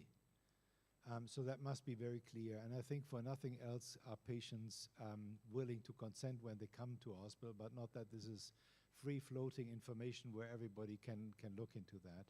And it must be transparently documented on who has access to such files. So with that, you get some of your problems which you described certainly solved, and good systems should be able to do that. And systems which don't give the security are simply unfit for being used in hospitals, very clear, or in practice settings. Number two, the right to be forgotten does not exist in the way you wish to have that. Because nearly all countries have legal obligations for recording health files in different countries, in different situations, usually between 10 and 30 years, where you must, without question and without any exception, document and store the data. Whether you do this on paper or you do this electronically. You are, of course, coming back to the first problem, you are, of course, obliged to secure this data, and you cannot just having it hanging around somewhere, but you must document. Would you give that up? Think about it. You say, okay, no, what we want to have in our society, we want to have a right to be forgotten even in the hospital. It would have the consequence also that it would waive all liability to that.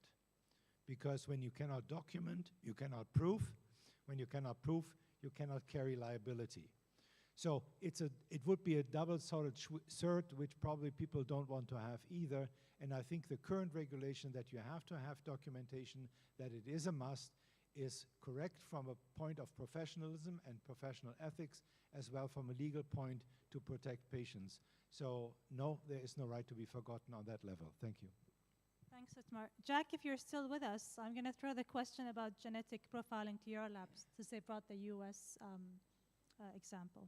Yeah, I'm unaware of any of this schools gathering genetic information on their populations, but you know, I think this is complicated because we're seeing parallel collection of data both inside healthcare settings for treatment and inside healthcare settings for research, and then outside healthcare settings where, at least in our country, a completely different set of rules apply. So, you know, people choose to send their genetic samples off to commercial companies to find out more potentially about their heritage or find relatives, not realizing that those companies now can sell your genetic data to employers, insurers, all kinds of other people. And it's, I mean, on the one hand, it's sort of outside of what we can look at in terms of thinking about the ethics of research. But on the other hand, I think as we see these databases accumulating and cross-populating with each other in and out of research settings, it does raise complicated issues for us. And it's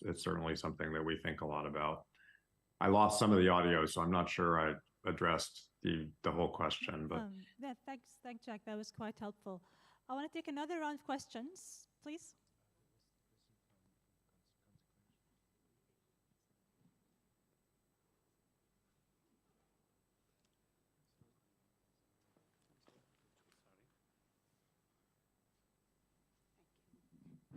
Thank you for a very interesting session. There is a debate here between me as a physician and my friend as an expert in law that who owns the health information? Is it the patient himself or herself, or the organization, or the government? Because I'm saying patient, and she's saying the data cannot be owned as per law. So can you please answer? And thanks for expanding the debate to the whole room. Please. The gentleman behind.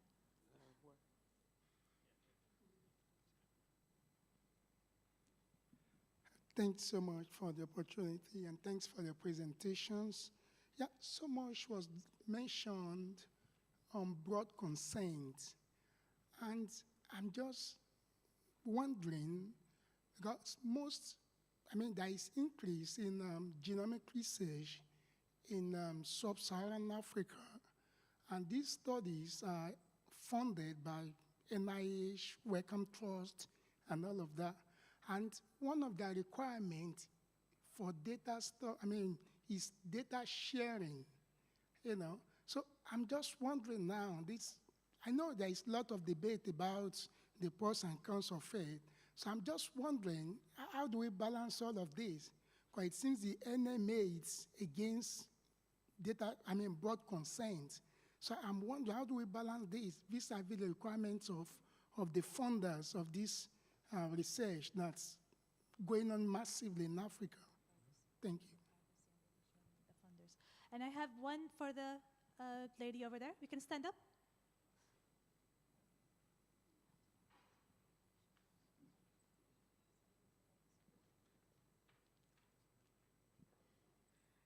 First of all, I'd like to thank the board for presenting such amazing presentations and also for allowing us this discussion. So, as it's been discussed, the Declaration of Helsinki clearly regulates placebo trials in light of the standard of care or best possible care across all revisions, safeguarding patients' access to health care. It also includes on several entries the need to account for both international standards and local law in evaluating research trials, so that neither can reduce or eliminate the protections established by this very document. With this being, should the standard of care be defined at an international or local level? How can we take economic limitations into consideration when defining these, and thus protect impoverished populations where standard of care can eventually even be no care from predatory intentions and groups? Thank you. Thank you. First, in relation to the question, who owns health information, I want to maybe give the floor to our experts to participate in that discussion. Perhaps Professor Nguyen, if you want to answer. Well, as far as I see it, the health information is property of the person. We saw a lot of change in the last decades on that issue. Some 20 years ago, for instance, when a physician like myself kept a record of a patient, it was considered in medical ethics as property of the physician. It was his or her extended memory. But there was a change of paradigm that was a change mainly influenced by these modern principles of bioethics and respect for personal autonomy, the right to privacy, etc. And now I think there is a large consensus that information, of course, it might be anonymized, and therefore it can be used for whatever purposes, of course, ethical purposes. But as long as it is not anonymized, the person, in principle, should have a saying on that matter. Just a brief comment on genetics, because I can't help it. I think that it should be very well evaluated if we allow in every society to perform a genetic evaluation of newborns, meaning that 5,000 or 6,000 genetic diseases and much more genetic traits and sensibilities are discovered on the one hand and imposed on the other hand to someone who has not the capacity to consent and to make really informed choices. Usually in ethics we call that or the possibility of creating patients that are not yet patients but become patients due to the genetic information. And it is a very sensitive matter because I agree that perhaps we might do some kind of genetic evaluations when we can treat or prevent diseases, but I ask myself, what is the purpose for a newborn or for an adult to make a genetic evaluation of all genetic endowment for diseases for which there is no treatment whatsoever? Imagine, for instance, and I'll give immediately the floor, that it is discovered that a newborn has genetic predisposition for Alzheimer or for Parkinson or for some other disease that medicine still don't has the capacity to treat. He will be ill and a patient from the moment he is born, with all the consequences that it implies. So I would think that this is a matter of huge bioethical discussion, but I also feel that there are important flaws in that strategy that, at least in Europe, we should deal with? Thank you. And Professor Benyakar, maybe I can throw the second question, because you've mentioned in relation to the conflict of interest and influence pharmaceutical industry. It was a great point of view in relation to sharing data with funders that actually funding that research and balancing it with the data privacy and the protection of those data that are in hand. Well, I think that it's now we cannot think in the same way that we thought 5 or 10 years before. Our presenters first show us that is a development of the way the data it's managing. And I think that the privacy, we have to rethink in which way we sustained a privacy of data in the new ways of dealing with data. The big data and the artificial intelligence is working now. I think that we have to rethink the way that this privacy you can do it, because all the instruments that you are working that preserve the data, and then you don't know in which way we will continue in private situation with this data. And I think that we are in a new era that we have to rethink what is the meaning of privacy and what is the meaning of big data or the data that you have to share with different institutions. Thank you. Ramin, I'll give you the last question, especially in relation to the level of regulations as country level or even international level, especially when it comes to those ethical principles. Thank you, Lujain. Well, when it comes to the Declaration of Helsinki, but also what we mentioned before, the International Code of Medical Ethics, or even the Declaration of Geneva, these are ethical principles which come from an international organization, from the World Medical Association, and they basically apply to any physician in the world. So I don't think there are certain boundaries, there are certain limits to that, and they apply everywhere. At the same time, you can see that with the DOH, what it also differentiates to other guidelines. It is very concise, and it's not really very detailed, long rule books. So it really focuses on the main ethical principles, and they are indeed the same for the entire world, for all research around the world, and they should also be the same. Even when it comes to vulnerable groups, resource-poor settings, and when it comes to post-trial provisions, it should always be the same. I think there was the question of standard of care. When it comes to those patients who are enrolled, it should, the same standard should apply everywhere where the research is undertaken. Thank you. Thank you, Ramin. I think we're running out of time. Wow, 8 minutes. But I saw a lot of interested number of hands. So I would like to take permission from the panelists and the organizers if we can extend the session for 5 more minutes, just to address the last 4 number of hands. So let's, where's the microphone? Yes, if we can start from the gentleman at the back, and then we'll move forward to the gentleman in the 3rd row.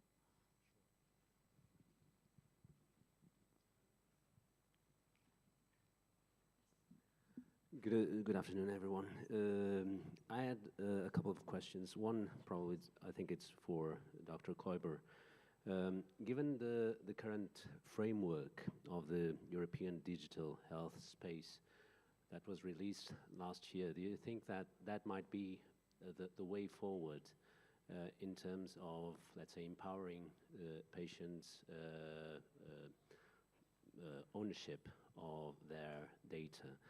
And also, when we've talked a lot about artificial intelligence here, and I'm wondering if we think about the use of blockchain technology, for example, to enhance ownership also of that traceability of data.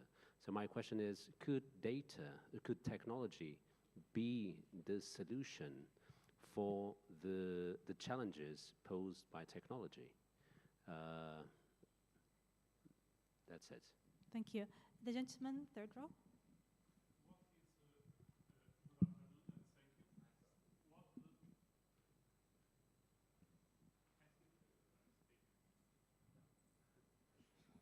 What is your opinion about public biobanks for research on a basis of public interest or solidarity? And I'm sorry, but my English is very... No, it was a good articulated question. Thank you. Yes?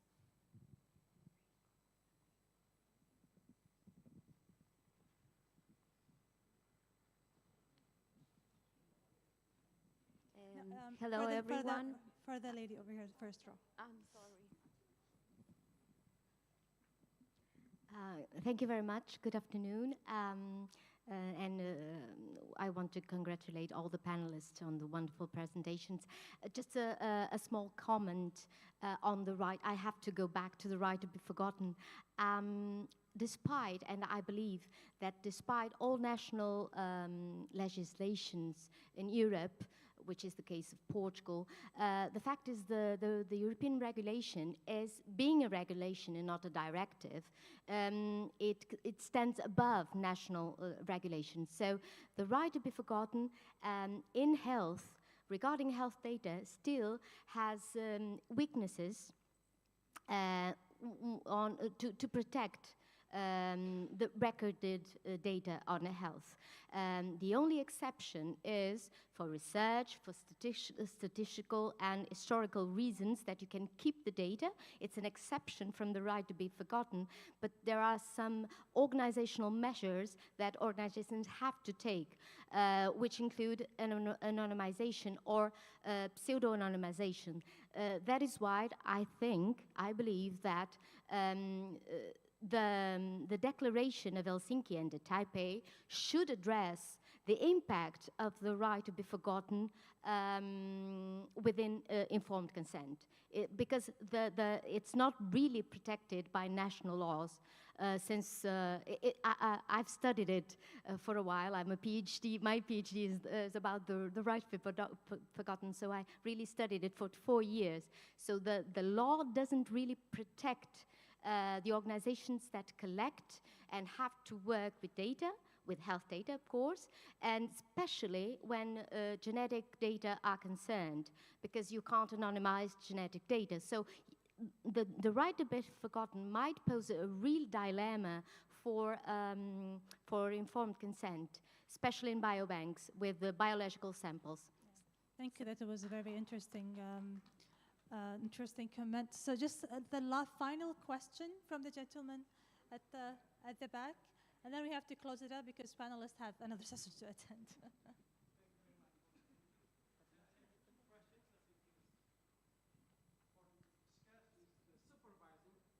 The amount of information.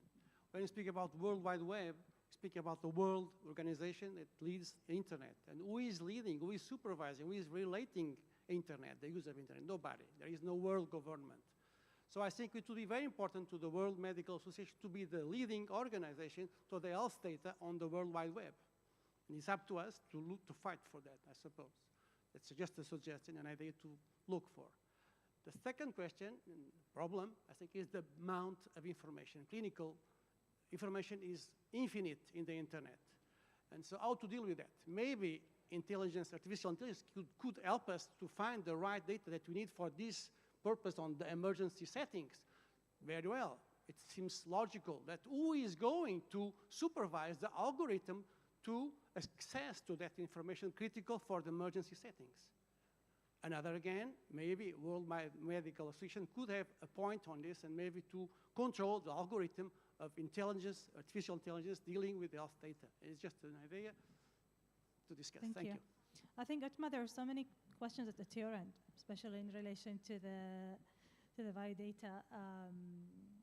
If you can expand on those, and then I think we will close the session afterwards. Please go ahead, Dr. Benyakar. Please go ahead. Yes. Well, thank you. I try to be very short. Is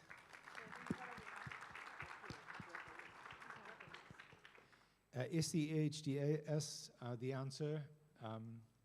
Well, looking on the principle of having a governance structure to rule this, there is similarity to the Declaration of Taipei, but then it ends.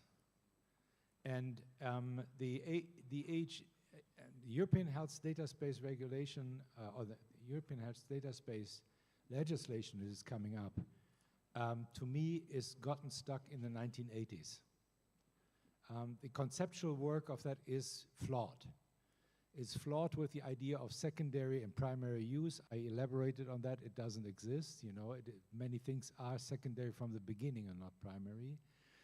It has the fantastic construct that although in the GDPR I must ask my other members if my second member wants to have a telephone number. You know, I have to have a written consent.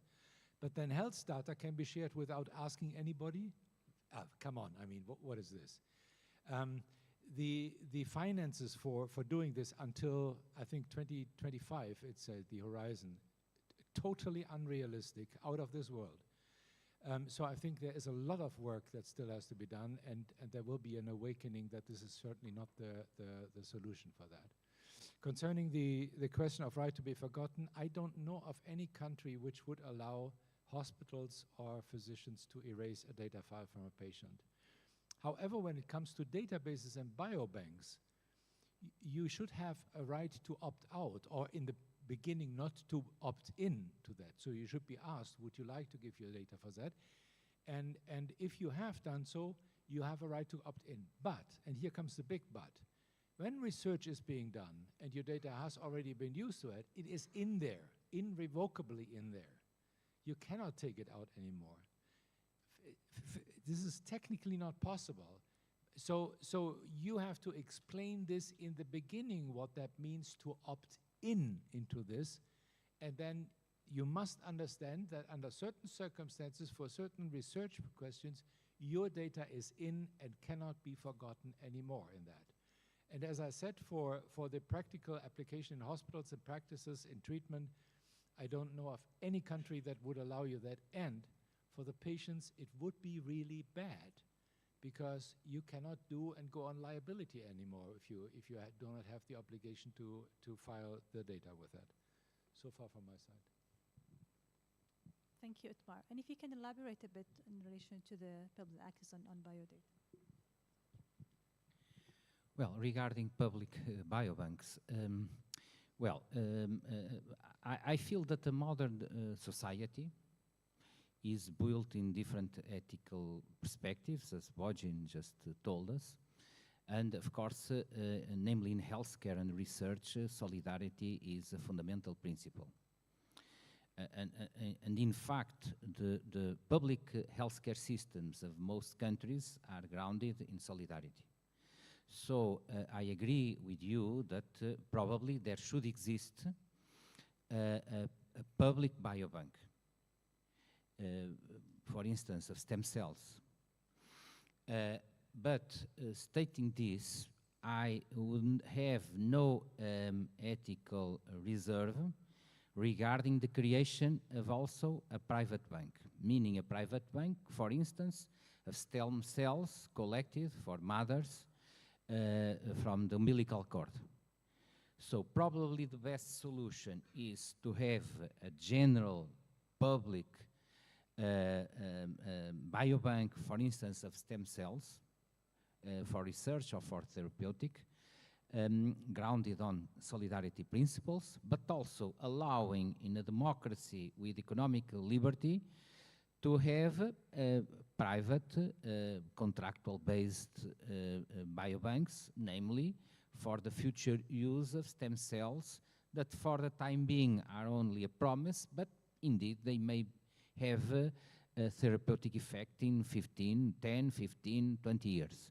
So I think this mixed solution is the best to be in accordance with the wishes of society and also with the values that we embrace, namely in Europe, but I feel that in most countries in the world. Thank you for outlining a balanced solution that also upholds the ethical principles with the current developments nowadays. First, I would like to apologize for leaving you 20 minutes behind, but I think the discussions were quite rich, and apologize for the ones didn't get the chance to ask their questions. But I do encourage you to socialize and reach out to the panelists and the speaker in the upcoming social events. We will be around for the entire week. I would like to thank our panelists and speakers, and Jack, who I hope is still with us, joining online from the States. Thank you all for joining, and I wish you a successful the rest of the day at this conference. Thank you.